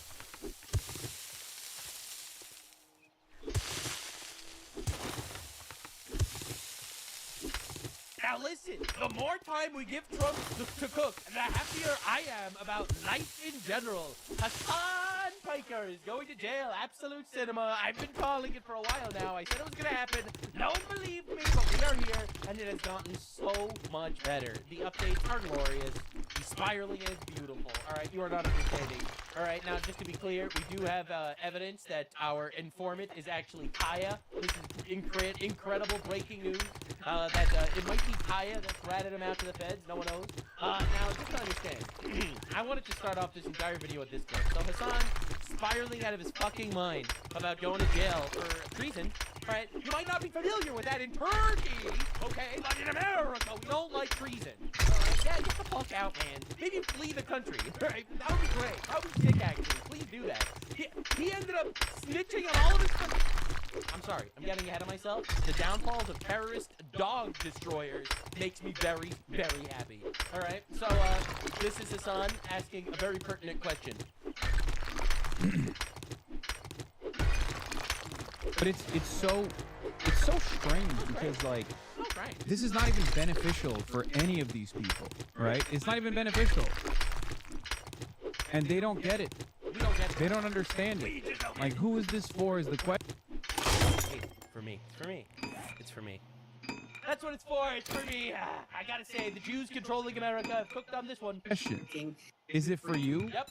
Is this helpful for you if I go to fucking prison? No. Yes, actually, I'm really glad you asked. Yes, actually, very much so. Thank you. It's like the same idea. Does it really benefit you if you squish a cockroach that's just in your kitchen? Like, why? Is the cockroach really bothering you? Yes, actually. Yep, and the cockroach can lay eggs, and then we can have lots of roaches, and I'd rather kill the cockroach before that shit happens. I know. It's a very apt analogy, I would say. Yes, actually. Is it beneficial for you if I go to fucking jail? Yes. Yes. Honestly, the higher gas prices is worth it. It's absolutely worth it. What are we even talking about? The funniest part is, this is coming from Hassan Piker, a moral consequentialist. He's the type of retard that just sits back and cries and screams about how, you know, he doesn't believe in God, and morality is all subjective, and everyone should be happy, and looting stores is fine, because there's nothing inherently immoral about stealing or murder, as he supports Luigi Mangione. And he thinks that my subjective happiness at watching this roach get thrown into a slammer, he thinks that that's worth nothing. Yes, actually, because he only believes in his own subjective values. He's a miscreant piece of shit roach. All right, but it gets so much better. Marxist propagandist Hassan Piker is panicking. Fox News is doing a victory lap on this one. Influencer Hassan Piker might be in real trouble for I'm just saying, I've given, like, a fuck ton of information on Hassan Piker to two sources in the government that have reached out. Listen, I'm not saying I contributed. I would like to think that we were all part of it. Hassan Piker got in Cuba in March, where he filmed what looks like a propaganda video for the regime. That's right. Hassan Piker is doing propaganda for an actual adversary of the United States. According to the law, that is treason. That is actual treason. Doing propaganda counts as materially supporting them. I'm here in Havana, Cuba, right now on a humanitarian aid mission. There he is in Havana, Cuba, to throw a gay little festival and make believe that its glory is there and usurp all of the electricity in the city so that kids that were in the middle of surgery had to actually die because all the electricity was busy getting used on Hassan Piker's turbo retard gay orgy. Alright, that was much more important than actually putting electricity in the hospitals that night. Congratulations, Hassan. My goal here today is to bring awareness to what my government, the United States of America, has done to the Cuban population. Yeah, so this is straight up propaganda for the enemy adversarial communist regime against our nation. One of the most ridiculous embargoes of all time that has only gotten more deadly. For the record, the embargo is just Cuba has to buy their own shit. It can no longer be supplied with shit from like China. For the record, they're just not getting free stuff from Venezuela anymore, and they're dying because communists suck. As time has gone on, Yeah, now federal officials have subpoenaed Piker as part of a wider investigation into violations of U.S. laws and sanctions, which prohibits supporting Cuba's communist regime. That's right. Piker responded today saying That is called terrorism, sir. it's, quote, not great and BS, and other. Good response, Hassan. Very good. So good. It keeps getting better, though. Federal officials served to trial Marxist political influencer Hassan Piker and Code Pink co-founder Susan Medea Benjamin, dude. Just so fucking good. All right, so Hassan Piker, shaken out of his mind. All right, now just to understand, this dude was LARPing as a revolutionary. He goes on the stream talking about a violent revolution, overthrowing these capitals, supporting Luigi Mangione. This dude gets a letter in the mail, and he is more shaken than Donald Trump was when he was shot in the fucking head. You know who the actual alpha Chad is. Is not great. Okay? Oh, I mean, it's bullshit, It's bullshit. but It's bullshit. still not great that, Great. you I know, disagree. they're after your boys. They're up my ass. W, let go, let go. Who knows what they'll find? And I'll obviously get into it right now. I'll tell you all about it. Oh, look how but let me scared blast he off is. real quick. Oh my God! You little bastard. We will free you, brother. Yeah, free me. Free me. Free me! I am a brave communist revolutionary. Free me! Free me. I can't believe I'm saying that. But, Oh my God! Look how scared he is. but I'm, you know, I'm about to be, seemingly made an example of. I sure fucking hope so. Let's freaking go. Donald Trump, I would vote for you for a fourth time. I would vote for you a fourth time if you could put this man under the jail. That would be crazy. All right, now, it doesn't stop. It doesn't stop. This guy's just sad. And I'm not gonna lie to you guys. It's not great. It's not great at all, actually. I'm glad you bring that up. More shaken than Trump did when he got shot. Dude, this guy is such a fucking pussy. It's crazy. Now, you are not ready. You are not ready. He keeps crying it out. I know usually that's the work of rallying the orgs you support, but in case they try to bring you into court, you should definitely consider coordinating with orgs you've been pushing and try to publicly mobilize the community in not only your defense, but use yourself as an example that the admin is hunting down real pro-American voices like Medea. Show them that your emotion goes beyond being a Twitter power user that's buddies with Elon's exes. Dude.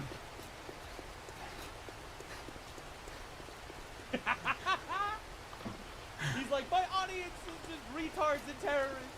Why are they being so fucking stupid? Sometimes I welcome rotting for the rest of my life in a fucking federal penitentiary No, rather than having to deal with long-term community members who have like unbelievably snide remarks even in this fucking moment. Like, what the fuck? Dude, what? You're giving me advice on something that you don't know if I'm doing or not, okay? And then also you have to Yo, I know you're trying to overthrow American government, but like, you should do it actively. to slap me with a fucking backhand and be like, all you technically do is just, you know, hang out with Elon Musk's exes, dude. Why don't you do some real fucking organizing? Well, bitch, I did. Okay? Bro, this dude is an internet LARPing revolutionary in his Gucci pants, his communist mansion, his $300,000 boards, making millions of dollars. He's still going to jail for being an insufferable rogue. Bro, this would be the most unifying moment in America. Everyone would support this shit. Yes. Dude, yes. The liberals, the right wing, the far right, everyone would love this. Donald Trump, please. Do this. Put this man away. Rubio, if you can hear me. This guy would, if you put him in jail, you would become the next president of the United States. We know you've been revoking visas. You've been going after Islamists. This guy is perfect. He's perfect for you. You throw him away forever, you become the next president. W. Just colossal W. That would be incredible. Denaturalize him. Figure something out, man. This is perfect. Everyone Dude, hates this guy. I don't have the room in my kitchen for cooking. If you can hear me, I have intel that Hassan Piker is only 2 weeks away If from I had a nuclear better weapons. kitchen, I would do it. Benjamin Netanyahu, use whatever leverage you have. But my kitchen is shit, dude. I Bro, this guy's going. It's amazing. barely got And any guess counter what? The space. government I don't was like, have "We're any throwing place I your can ass set in up a jail. camera. Fuck you. Okay, what do you want me to do? Not an ideal way to add to your lore, I know. Cry about it. You can't pay for this kind of publicity, fam. Okay, guys. Yeah, I'm not really set up for that. Oh, that's it. You know, bro, we got Congressman Randy Fine. I hope appeasing Muslim terrorists and communist dictators is worth it at Hassan. The days of allowing your outrageous behavior to go unchecked. I kind of want to do the commentary videos, then I can work on chainmail while I'm famous quotes like Hamas is 1,000 watching times better. videos. To kill them motherfuckers, left the streets soaked in the red capitalist blood. America deserved 9/11. I do not support the United States of America. I haven't done that in a while. Hezbollah. China's the country it represents. And that was always good for a few extra bucks. Kill Rick Scott. Oh my! This is the country that defeated the USSR. Unfortunately, bro, just a couple of bangers. Bro, you know Congressman Randy Fine is watching this blue retard. Holy shit. All right? So Hassan immediately feels like, you know, I know exactly how I can survive. I'll just snitch. I'll just rat on Yeah, I just thought of that today. I was fucking looking for my flashlight, and I found a bunch of chainmail that I had been working on, and I kind of stopped working on it for a while. Operation Singham. from P. Now, a lot of you probably don't know who Singham is. I do, because I do research on Hassan Piker's network of terrorism. ESL, to Answer Coalition, to Code Pink, like anything that he has ever financed. So he is a billionaire living in China who, in my opinion, works for the Chinese Communist Party directly, who is directly financing Code Pink and Answer Coalition and Hassan Piker's infinite jihadi communist propaganda. He is literally admitting to being bankrolled by, in my opinion, the CCP. That is who Singham is, a billionaire in China. Just understand the level of fucked he is for doing this. And it's not new. It's been around for a while, but it's obviously it's held through regardless because like it's ridiculous, right? It's like totally fucking ridiculous to try and you know to try and stop like the political advocacy of an American citizen. Not for long. You're getting deported. Oh, I can't believe he snitched on all of his guys. That's crazy. So next is him trying to make himself look better. He's like, but I defended when people did this to other people. I defended Destiny. I defended all these other people. Fucking community notice on has not defended Destiny. Oh my god. It's just so bad, bro. In fact, on the contrary, he literally is calling for exactly what's happening to him to happen to other people. Before getting too deep into the chaos, free cash was promised to me 3,000 years ago. One thing I recently added to my daily routine is using free cash for a few minutes here and there. If I'm gonna play games as a time sponge, I might as well make some money out of it. Free cash is a fun and easy way to earn real money by doing simple tasks while already on your phone. Play games, complete surveys, do simple tasks, and turn your bathroom break into an investment. I've been enjoying playing Call of the Dragons on free cash, a high payout strategy-based building game.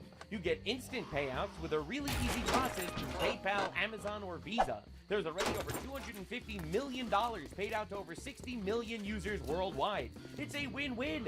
They get someone to test out their games and fill out their surveys, and you get paid. Use the QR code on the screen or click the link in the description to sign up and get a $10 bonus today. Now, back to the game. Every individual sign up literally supports the channel, so if you could click the link in the description and do the thing, that would be very appreciated. Bro, this is Shit, I'm following the wrong thing. Oh my god. Oh my god. Senator Adam Schiff under federal criminal investigation for alleged mortgage fraud violations. Oh my god, I hope they arrest him. Oh my god, I hope he goes to prison. Oh my god, I hope he goes to prison. Oh, I hate him so much. Oh, fuck yeah. Oh, hell yeah. Yeah, this is political. Sure, I don't care. Lock him up. Lock him up. He got... Dude, he literally got... Adam Shifty? Fucking absolutely malicious. I know this is malicious. I know Trump is doing this out of pure malice.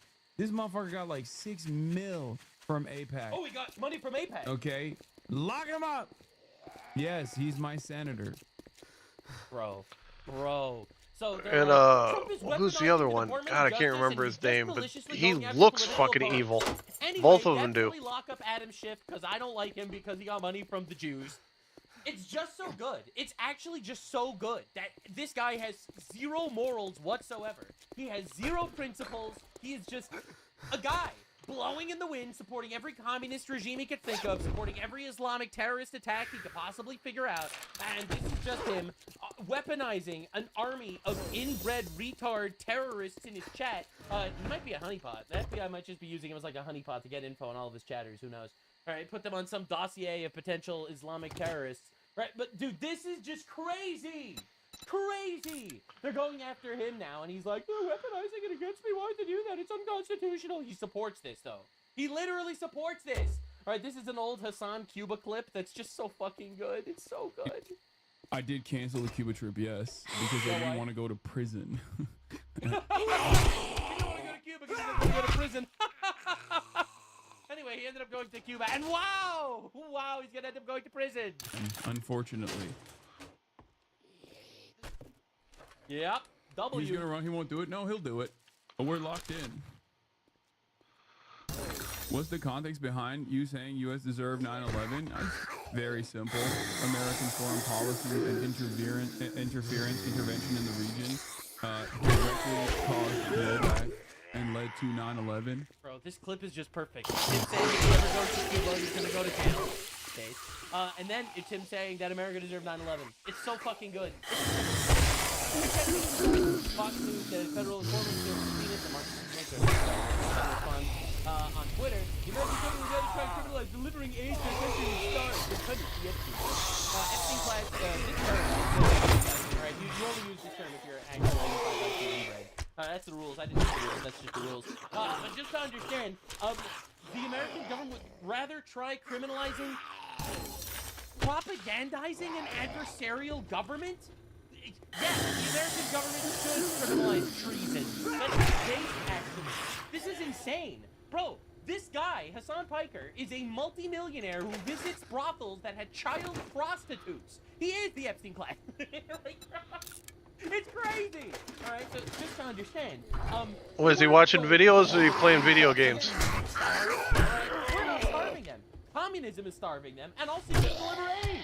You went there to do this gay fucking show to advocate for communist dictatorships and shit. It's just so bad, bro. It's so bad. The craziest thing is, first him saying the American government better try criticizing delivering aid, and this is him saying that any other government would do it anyway. Yeah, that's the kind of thing I want to get into.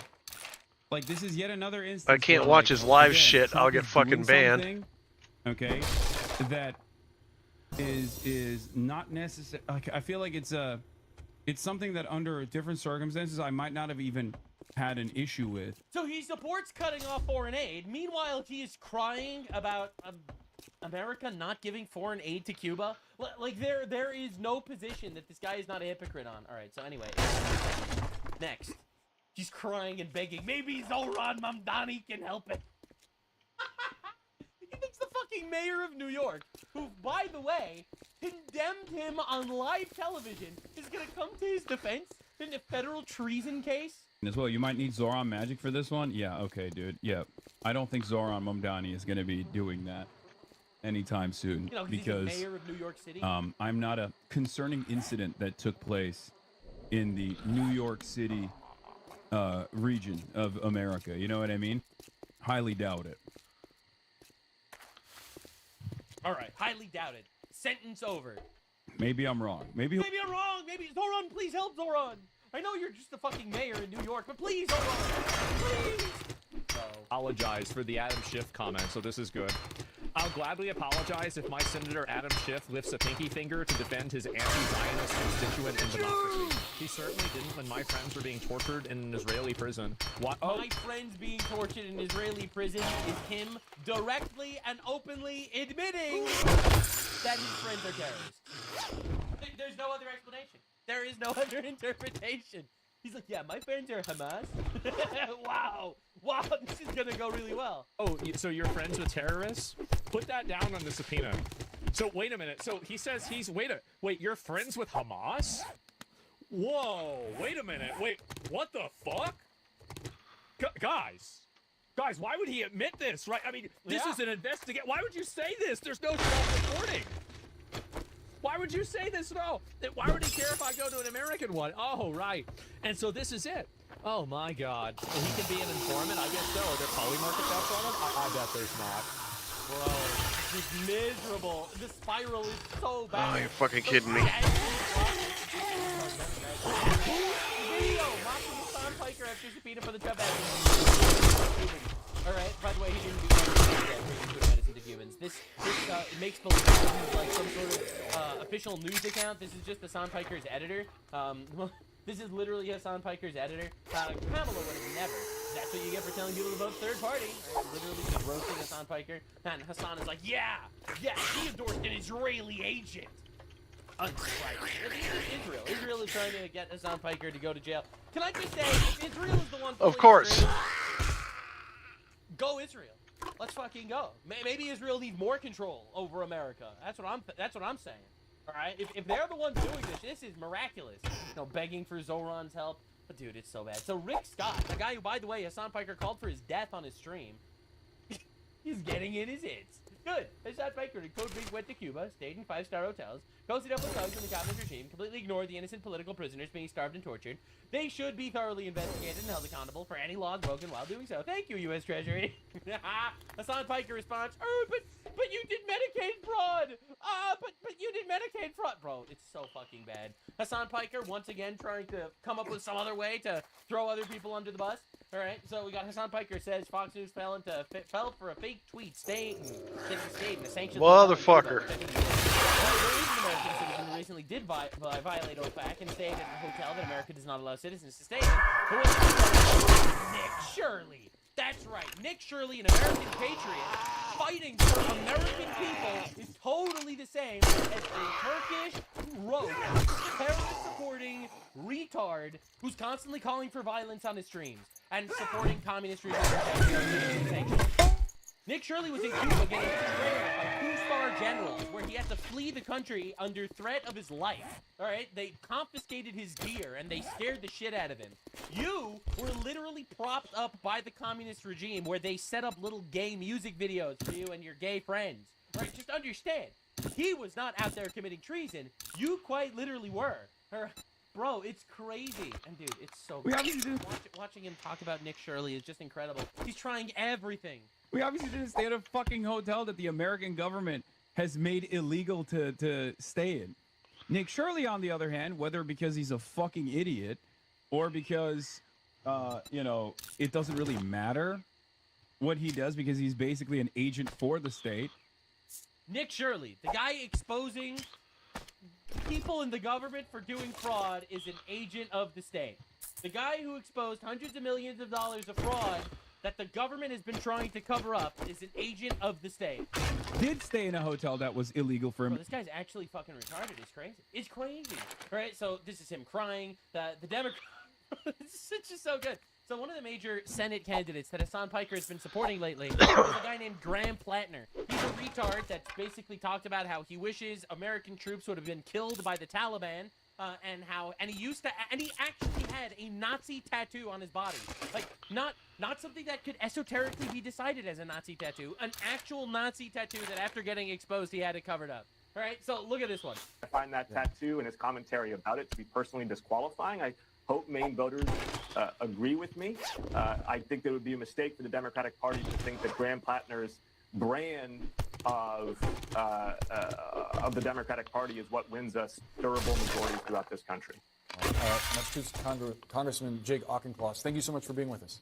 All right, so this congressman is like, yo, we should not be electing this guy. This is a Democrat saying, yo, maybe we shouldn't elect the guy that's calling for the death of our soldiers and also literally having Nazi tattoos.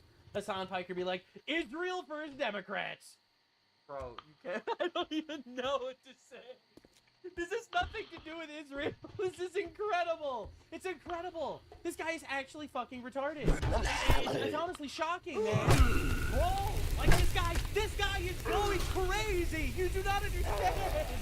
This is a glorious crash out. It is so bad. All right, it gets even worse. So after Hassan Piker realizes that obviously he's united and celebrating the fact that this fucking retard, terrorist-supporting dipshit communist is going to jail, all right, he was then shocked that these center-left people, like the average liberal, also is celebrating him going to jail. Every centrist blue MAGA who celebrates these subpoenas is a fucking moron. They think you're all communists. They're coming for you too. That's right. Hassan Piker is the shield for every moderate Democrat. Kabul and Hillary lost to Trump because they tried to present themselves as moderate establishment candidates. No, I'm never gonna make it back before dark, so I might as well just head back to the base. Website are entirely out of touch with the base and diametrically opposed its demands. Pro-Israel Dems have no real constituency. It's insane how this is about Israel. Like, it's actually insane that this is about Israel.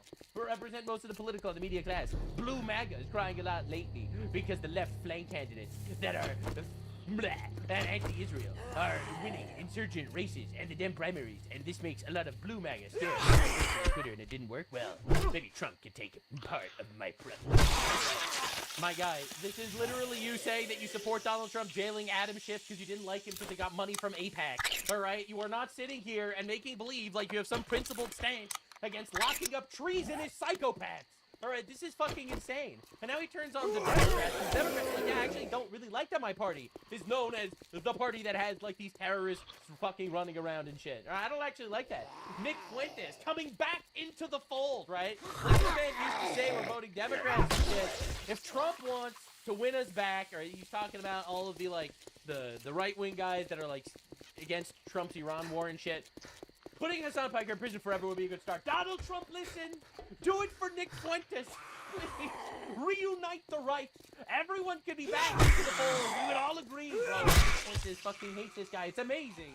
I look at a guy like Hassan, you cannot... How fucking... It's going alright. High ground. You are a I could finally make an AK if I could just make a workbench. And you are human garbage. That's right!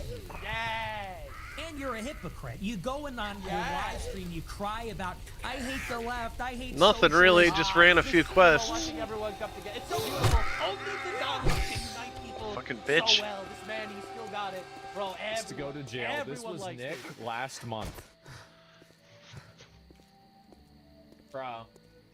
What needs to come of this is Hassan Piker needs to go to jail. Oh, we've all been saying it. We don't need a White House ballroom. Fuck your ballroom. Bro, we have all been saying it.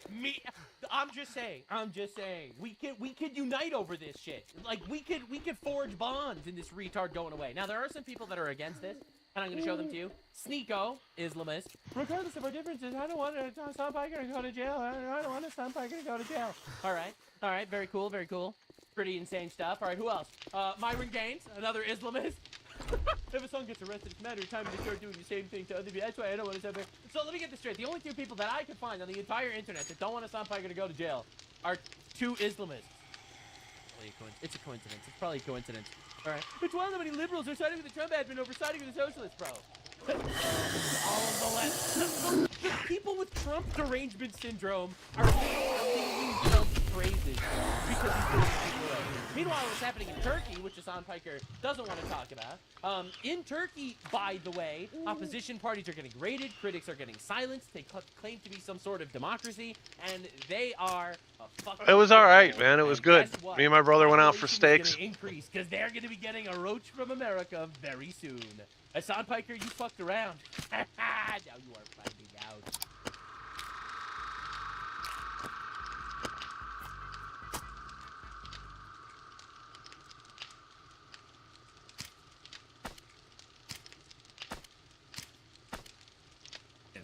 Cesspits were typically drained as needed, which, depending on the size of the thing, could be up to 2 years between sloppy scoops. Since these pits fucking just back sat is there killing and me. rotted, it was common for stone walls to collapse in on the farmers while they harvested their crops. Any scrapes or bumps would certainly get infected, which could only lead to a painful death. But these high risks were met with high reward. Since the job was less than desirable, gong farmers made quite a healthy living, about 6 pence a day. Now, I'm not quite sure what that is in non-silly sounding money, but it sounds pretty good. Problem is though, gong farmers perpetually reeked from their labors and were only permitted to live in certain areas of the city, with most of the public... No, I'm the youngest of 5. Treating them like crap. Now, if you're looking for a soul-crushing, body-breaking job that pays next to nothing, you're an idiot. But I could recommend that you apply for the occupation of chimney sweep. These services were all the rage in, you guessed it, England's Tudor period, but the job has existed for hundreds of years. Rapid urbanization led to the construction of a lot of buildings, and each one of them suckers needs a source of heat. Gotta keep them English toesies.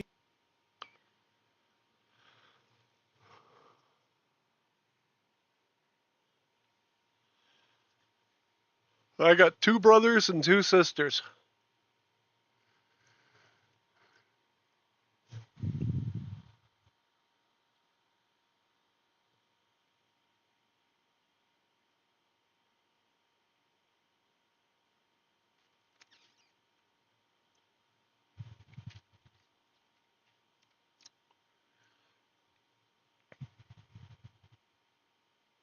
This Adam Conover, that guy, he's a fucking idiot. I remember his that college humor show he did. Adam Ruins Everything. Dude, my ex-wife used to watch that, and dude, I heard him be wrong so many times on that fucking show. And if not straight up wrong, totally misrepresent the information.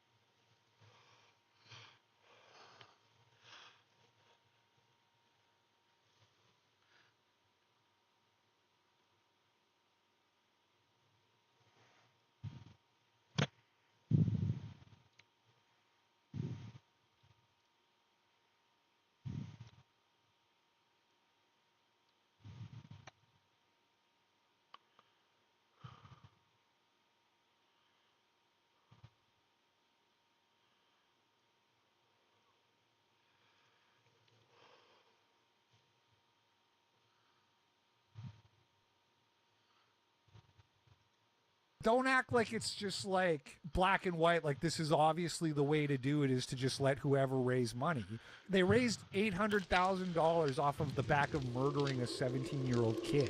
That is period. So maybe when it's obvious guilt, you don't do that, is what I'm saying. Moving on to the Carmelo Anthony verdict and continued fallout from that. Jeff Metcalf gave a interview.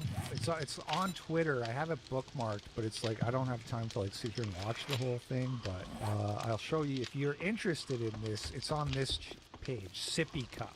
So it's 3 hours long. I don't know why it's got to be so long, but that's where you can find it, Sippy Cup. But apparently he said a couple of things that caught people's attention. He said that black fatigue is real, and he said he called Carmelo Anthony the watermelon felon, which is good. That's pretty. I don't know if he came up with that all on his own or he's got like a racist PR firm helping him, but that's pretty good. Watermelon felon. Y'all can let me make something racist up so y'all can go viral. I got a new name for Mello, okay? Because he was such this little boy y'all was trying to portray. How about watermelon felon? How's that one strike you? Yep. Jeff Metcalf redemption arc. Let's go. So all the people that still want to come fuck with me, go ahead. I'm here. Guess what? I've taken every single blow you have given. And guess what? I'm still standing. I'm still here. All you irrelevant pieces of shit are gonna dissipate. Like a piece of shit in my toilet when I flush it. The same way, dude. You're all gonna go away. Because guess what? Guess what? You can't make no more money. He's guilty. No more TikToks and debating. Oh my God, Mr. Metcalf is this. He did this. Oh my God, look, come on, it's a little baby. He's innocent. No, he's fucking guilty. He's going to prison! Yay! Am I supposed to be excited? Guess what? I'm not, because I don't promote and I don't accept. I feel sorry for that young man. He's fixing to live in hell. Not that he doesn't deserve it. Yes, he does. He does. You don't feel sorry for him. No need. We can quit the virtue signaling now, buddy. Things move differently now, Jeff. You don't gotta pretend you feel sorry for him. He doesn't feel sorry for you. I promise you that. That guy does not feel sorry for you. That much I can promise you. Jeff was actually very smart to appear as anti-racist as possible leading up to the trial conclusion, because they would have weaponized his racism against the prosecution. That's true. That's true. They would have said, like father, like son, the apple don't fall far from the tree. Look at what this guy's saying. Those boys must have... And they did say that. The black Carmelo Anthony supporters did say that, but that wasn't said at trial because there was no actual evidence of him being racist. So you're right. You're right. It was the correct play. Austin Metcalf's family is receiving death threats after the Carmelo Anthony verdict. Getting hate-filled threats. Your son fucked around and found out. You're just mad because Austin is no longer living? Yeah. Yeah, that's sort of the problem with murder, is the not being alive part. Should have stabbed Hunter too. Didn't you beat Megan too? I blame you. He fucked around and found out. Yeah, so they've been spreading this rumor that he's like a wife beater and this and that. They said that the Metcalf twins were substance abusers. They were juiced up. It's astounding to me that silverback gorillas have lower body counts, less antisocial behavior, and arguably higher IQs than, but we keep them in zoos whilst walking among us. That's a good point. That's a good point. Why was what was that? What's that one gorilla who did the sign language, with the famously high IQ? Why was she in a zoo if people with lower IQs get to walk out among us and live among us? Coco? Is that who I'm thinking of? Coco the gorilla? We're told police are aware of the threats. Anthony is being held in isolation as he awaits his transfer to a state prison. And his massive Give Send Go fundraiser has been Give Send Go put out a state, and this is the thing, right? This is why we were all pissed off at Give Send Go, and they were like, hey, look, like, we don't take sides. This is our policy. And us, the racists, who are always right, it turns out, were like, but he's a murderer. Like, he's obviously guilty. And so you're just letting them raise money for committing a murder, you know? So we were correct to be pissed off about that. And they put out another statement. A jury has found Carmelo Anthony guilty in the death of Austin Metcalf. A statement from Give Send Go. Our hearts are with Austin's family, his twin brother, and everyone grieving a loss that no verdict can undo. Give Send Go hosted a fundraiser connected to this case. Hosting a fundraiser has never been an endorsement of a person, their actions, their legal arguments, or their public statements. It is not a declaration of innocence and is not a political statement. It is access to lawful fundraising, which we extend across the full spectrum of cases. So that really just defending the decision to let this guy raise $1 million off a murder. This fundraiser was created to support pre-trial needs, and those funds were dispersed over the past year for lawful purposes, including legal defense and family relocation. With that stated purpose now complete, the fundraiser has been closed. Our policy is that a fundraiser stated purpose stays accurate, so givers always know what they are supporting. Our prayer is for Austin Metcalf's family and for all those affected, and for justice, mercy, and peace in our community. Now, the Blacks have already set up a new Give Send Go with the stated purpose of supporting the Anthony family and supporting Carmelo Anthony's mother as they fight against racist oppression. So they've already made a new one. So that's the statement from Give Send Go. I replied, I said, you guys really fucked up when you censored the comments on Shiloh's fundraiser and only did Carmelo's at the same time, so you could pretend it was neutral. I've donated to people's Give, Send, Goes multiple times since then. And do you know what option I set for the tip? Zero. $0 for me. Maybe apologize to white people for what you did, and I'll consider chipping in again. When you donate on Give, Send, Go, it asks you like how much do you want to donate to the platform to cover opera. Every time since then I set it to zero, which you have to manually click other amount, and then it comes up at $3, and you have to like put it to zero. And I do that every time.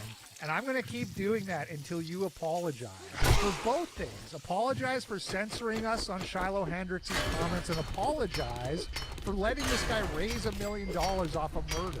I think not just the fact that Jeff Metcalf lost his son, but when he tried to break bread with the Anthonys and they spit in his face, Red pilled him.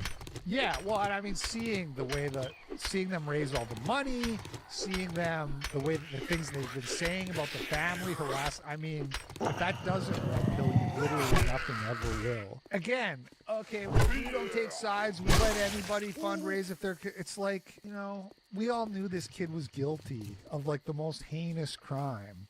Maybe you should take sides sometimes. Maybe you should sometimes say, no, fuck you. Maybe you should have said that to Carmelo Anthony. Look, I see the argument from the other side. I see the problem with electing yourself judge, jury, and executioner or whatever. But like, guess what? We were right. We were right about Carmelo Anthony. So I don't know. This statement just doesn't do it for me. This doesn't do it, and I'm still not giving you guys any money until I see something better than that. Okay, Carmelo's family after the sentencing, mom screaming about racism, the crowd chanting "Keep your head up." They're making the Black Power fist, fight the power.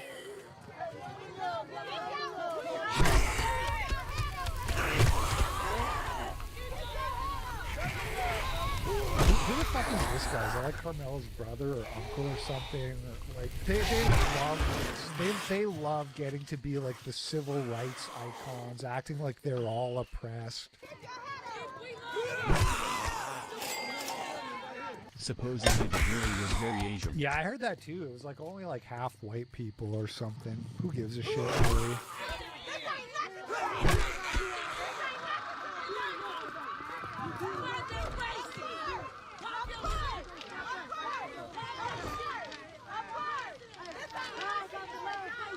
So she's screaming about how it's racist.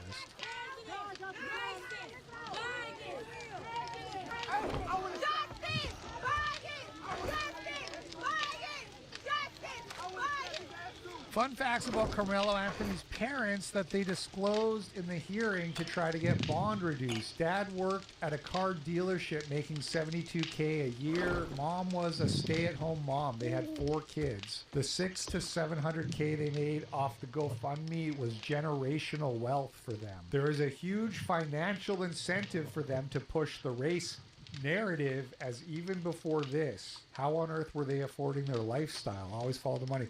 And they said in their Give, Send, Go, they said like, we're using the money to fight white supremacy. You know what I mean? I'm not too mad about it because it sets a precedent for our guys. What if the guy Chud had to shoot didn't make it? They would have to keep his GSG up because of the precedent. Well, no, but that precedent already existed. What for Kyle Rittenhouse, who raised millions of dollars and Give, Send, Go, Daniel Penny. I'm saying use wisdom to make the correct call. So the correct wisdom call is Chud is innocent. In gray areas, okay, then you can default to letting them raise money when it's a gray area. What I'm saying is that this wasn't a gray area. That's what I'm saying. Again, I see the argument for the other side for never putting yourself in the position to make that call. But can we acknowledge the downside to not making that call is you let these fucking people raise $800,000 for killing a white kid? Do you understand that that's fucked? That's like super fucked, okay? So don't act like it's just like black and white, like this is obviously the way to do it is to just let whoever raise money. They raised $800,000. Now this guy's just fucking crying. God damn. That is. I can't wait till more news comes out and people stop talking about this shit.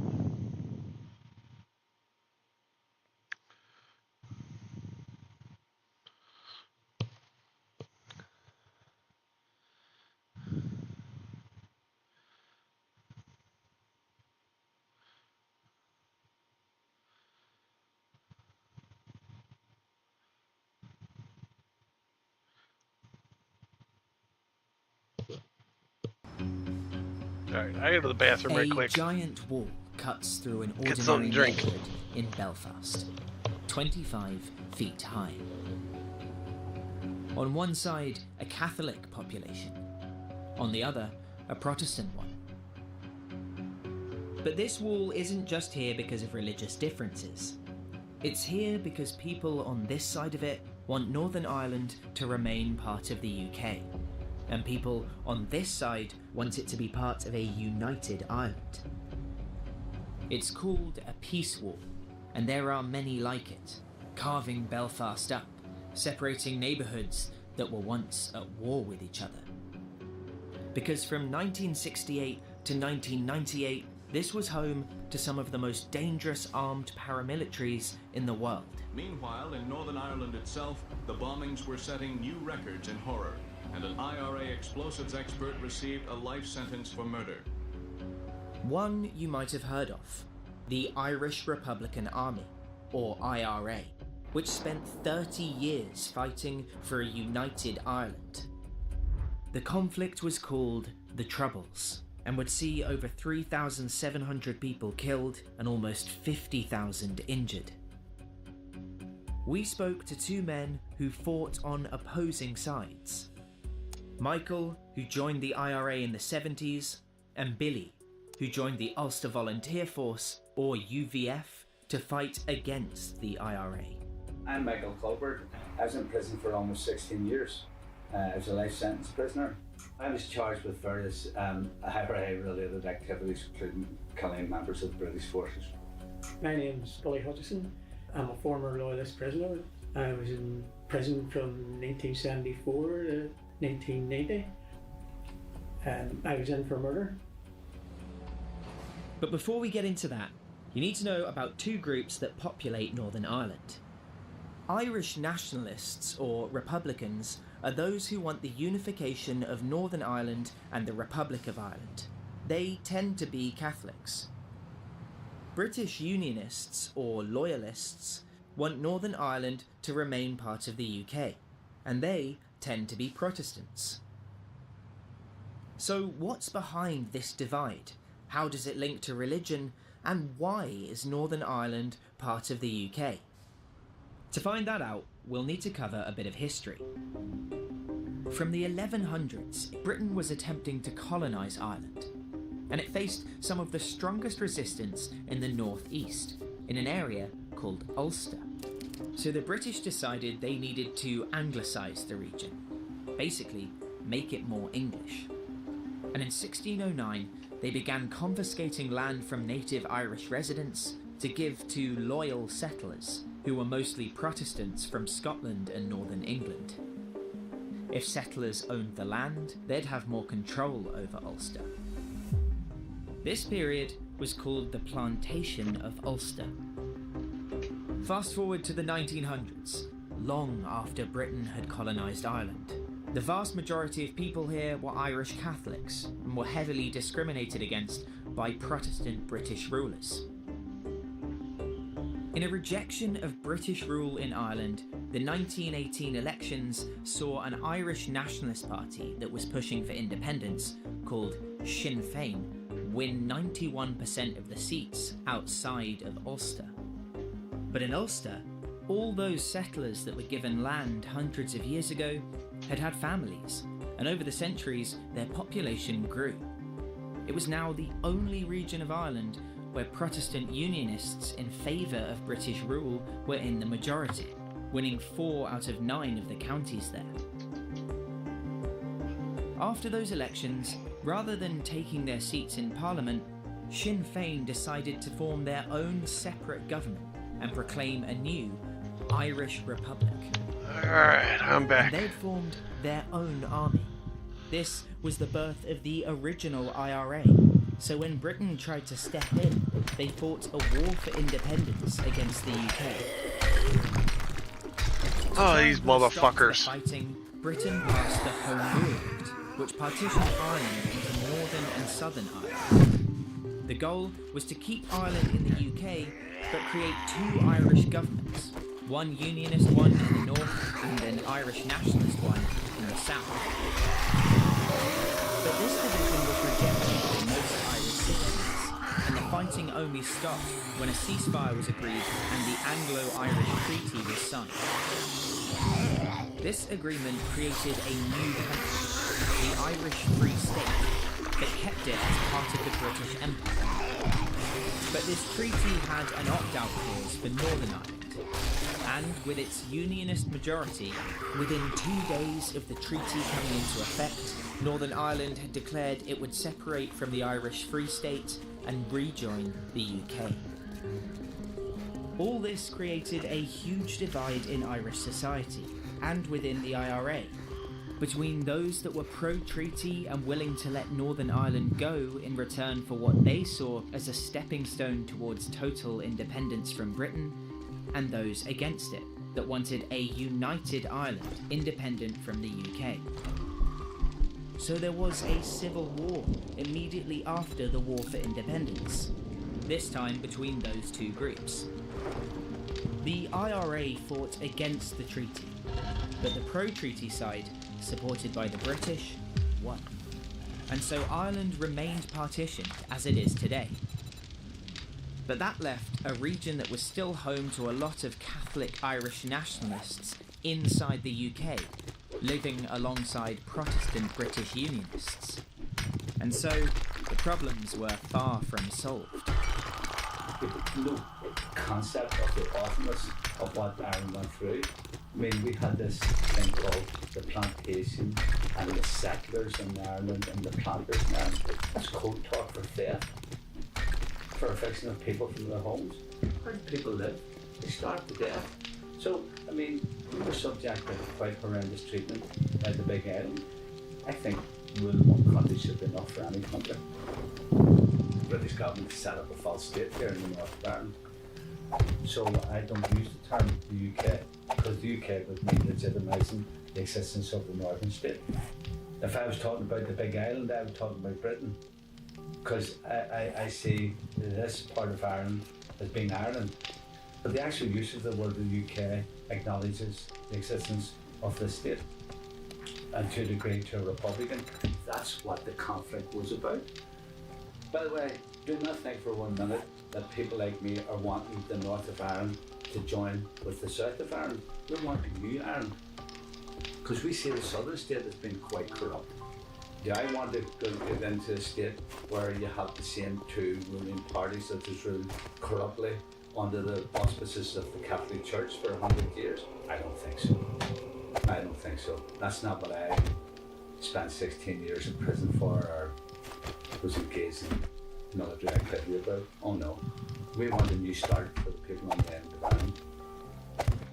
We're politically and culturally British. You know, I've lived here all my life. We can talk about 600 years, we can talk about 800 years, but this is 100 years. That if there was United Ireland here, people here would be persecuted, people would be murdered. So if you think it's bad in Iraq or Iran, it'll be 1,000 times worse here.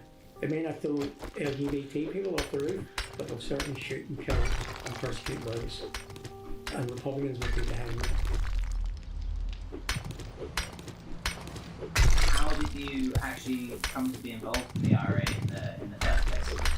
But I was a young man in the 1960s. England was getting thrown out of their colonies all over the world. Our struggle was an anti-colonial struggle. So the tactics which they used in Africa and the Middle East, India, no different. To understand why someone would join a group like the IRA or UVF and be willing to commit acts of violence in their name, you have to know a bit about Northern Ireland in the 1960s and 70s. Discrimination against Irish Catholics was rampant. Most large businesses were run by Protestant unionists, who gave preference to Protestant employees or simply refused to hire Catholics. The courts and police forces were overwhelmingly Protestant and treated Protestants more favourably, and then there was the housing. But this was more than just a place to live. You only had the right to vote in local elections here if you or your spouse owned property. Not only were the wealthier Protestants more likely to own property than Catholics, but council homes were often allocated by Protestant local councillors to Protestant families, who would then vote to keep them in power. A allocation of a vote depended on you having a house. And having a house depended on who got elected, because the councils allocated housing. There's a circle here, and you had to break the circle. So what we were pushing for was the one person, one vote. You had some people, if they were big property owners, they could own 10 houses with 10 votes. Whereas you could have 2 families living in the house with a couple of adults in each family, and there was no vote. Even though the Civil War had ended decades ago, the IRA hadn't actually gone. And against the backdrop of a growing civil rights movement, it was recruiting again. So the British government, to try and weaken the IRA, introduced a new law, giving them the ability to imprison people without trial. That process was called internment. There are now something like 12,000 people held in camps like this throughout Northern Ireland, since the British government began its controversial policy of internment 3 months ago. The internment was brought in August 1971. I mean, what do you say about a government which has to bring in internment? There's something wrong somewhere. Because the vast majority of the people they interned were people who they perceived as being anti-state, but they were wrong. Or they were anti-state, but not violently anti-state. As the tension simmered, there were 2 camps. So what you had was a totally reform movement for electoral changes with the civil rights movement. You're fucking kidding me. As soon as I walk away from my base. Which was revolution. There's a history of rebellion against the British rule. It's always there, and nearly every 20, 30 years there's an attempted revolt. The IRA had tried to lift the military campaign in the late 1960s. It wasn't overly working. While the IRA was trying to make a comeback, initially, most people supported the peaceful reformists. But then came a protest on the 30th of January, 1972. On the last Sunday in January, Catholic civil rights marchers defied a government ban on parades and came into violent conflict with British troops in the centre of Londonderry. 15,000 Irish people defied a ban on public gatherings and marched against the internment law. Soldiers made arrests, used tear gas and rubber bullets, while protesters threw stones. Oh, you motherfucker!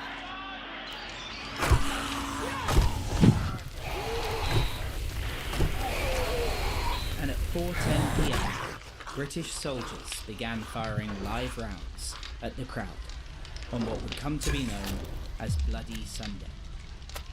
1972, the Civil Rights March in Derry, which I'm sure you've heard of, Bloody Sunday, where 13 people were shot dead.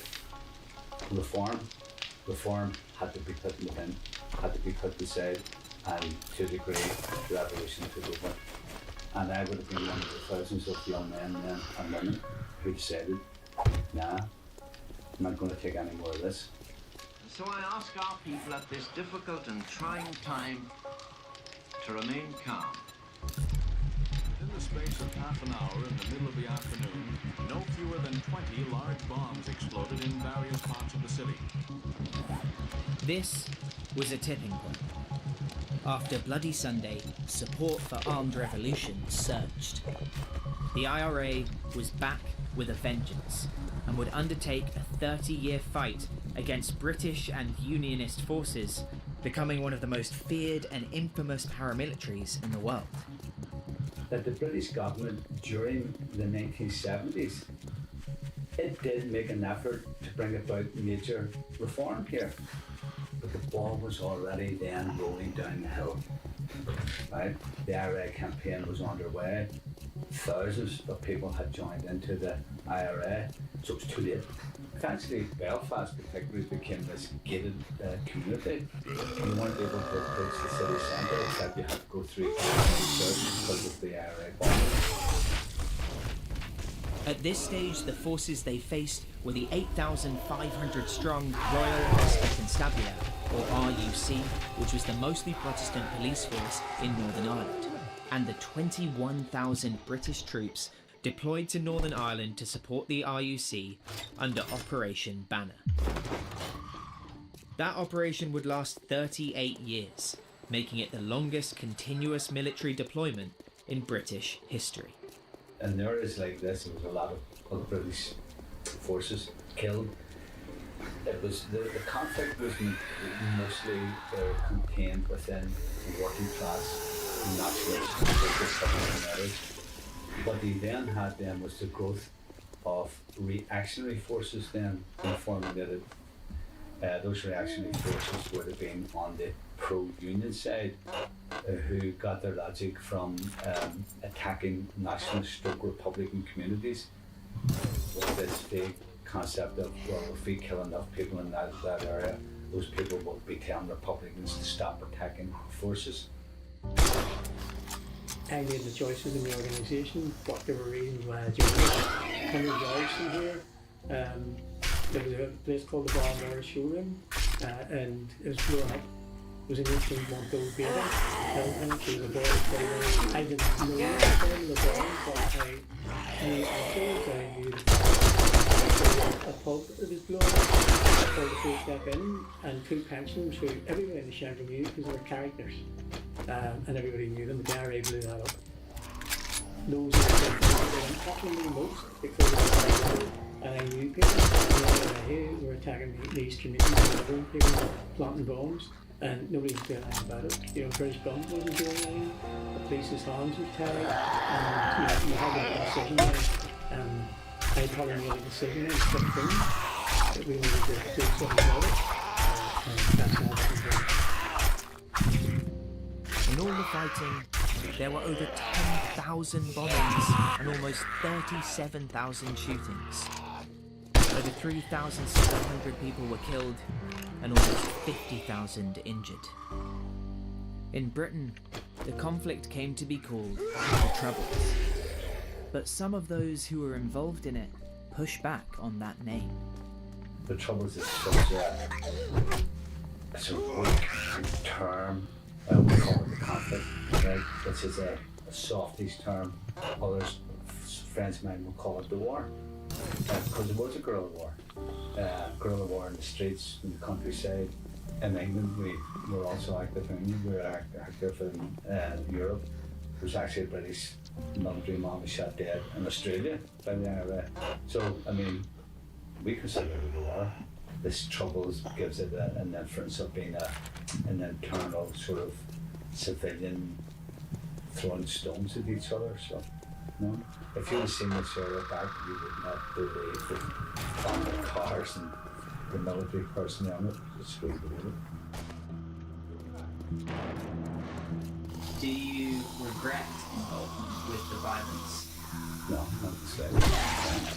I've been asked that quite a few times by Americans, and I go, what would you have done in the 1980s if the Russians had landed?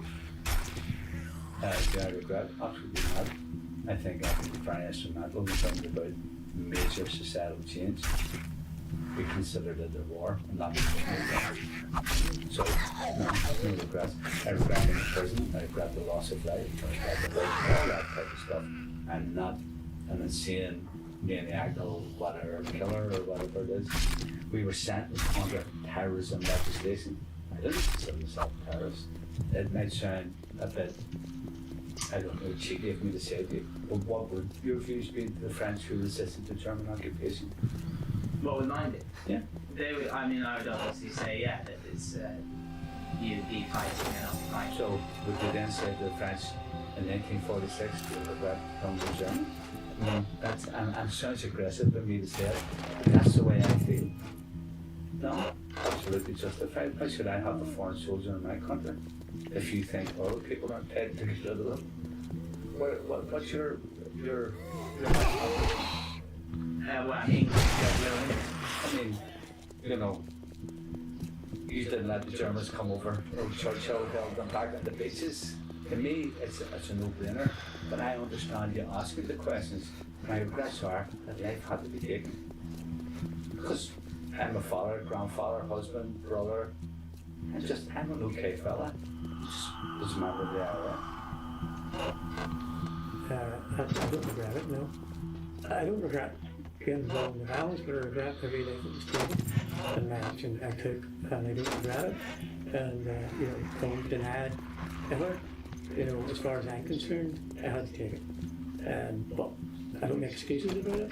I try to find reasons what I want to do. Another generation of young people in this society till any type of war. I don't think the circumstances are allowing for anything. And I think people need to allow us to try to find a solution.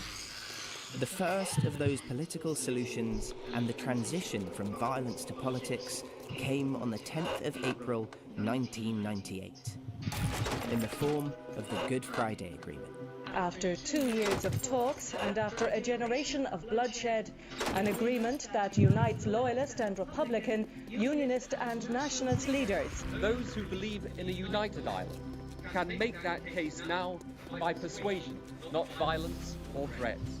Well, I look forward equally to a new era of friendship and reconciliation between unionists and nationalists. The agreement outlined over 30 pages of terms that would put an end to the fighting in Northern Ireland.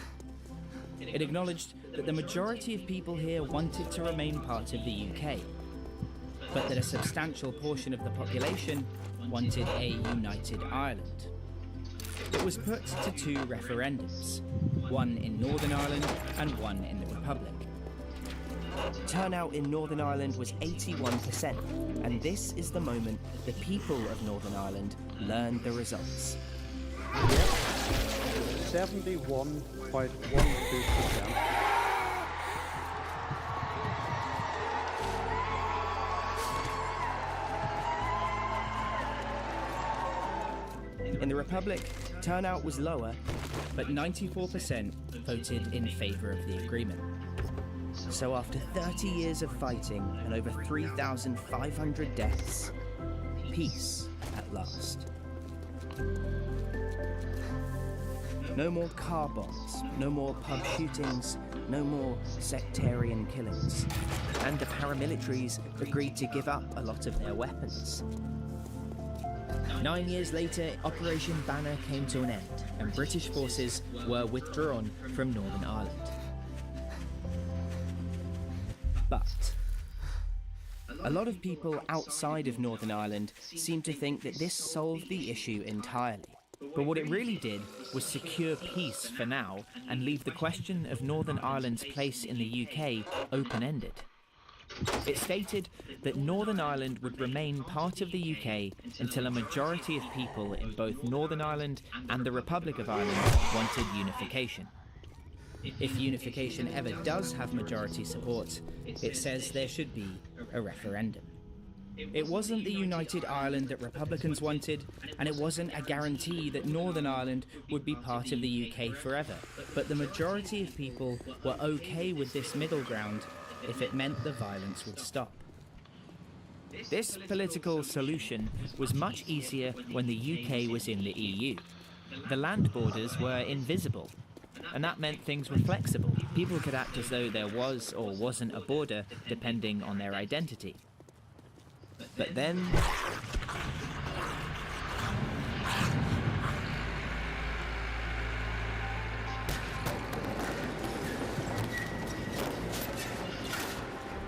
when the UK voted to leave the EU in 2016, it changed everything.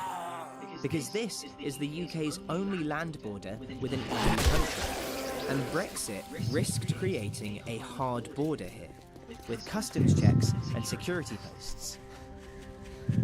Anywhere else, and that might be acceptable, but here it threatens the agreement that put an end to 3 decades of bloodshed, because it puts a barrier between Northern Ireland and the Republic, something thousands of Irish Republicans fought against.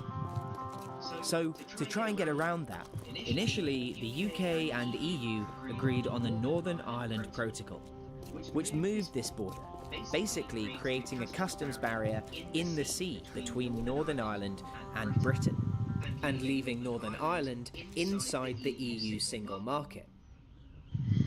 For loyalists, though, this threatened their place in the UK, and was likely to draw Northern Ireland and the Republic closer together, while distancing it from Britain. From the unionist royalist perspective, they see their connection with Britain definitely waning. their protests about Brexit. They wanted Brexit. They supported this very English nationalist perspective to leave Europe, which I think is very, very dangerous. So we've got the protocols, you know, the people call an Irish sea border. I believe that it abuses my rights. We need unfettered access between here and the rest of the United Kingdom. The border is a clean, you probably went through it. You know, it's been there for 100 years. The Irish government and all of the nationalist and Republican parties all saying if there's a border there, that there would be Republican attacks on it. So they moved it. We can't live under threat from Republicans. But since then, British politics has been kind of chaotic. Boris Johnson is going to step down. My friends, in politics, no one is remotely indispensable. I want you to know how sad I am to be giving up the best job in the world. Liz Truss has been elected leader of Britain's Conservative Party and will become the UK's next Prime Minister. For the second time this year, our Prime Minister has resigned.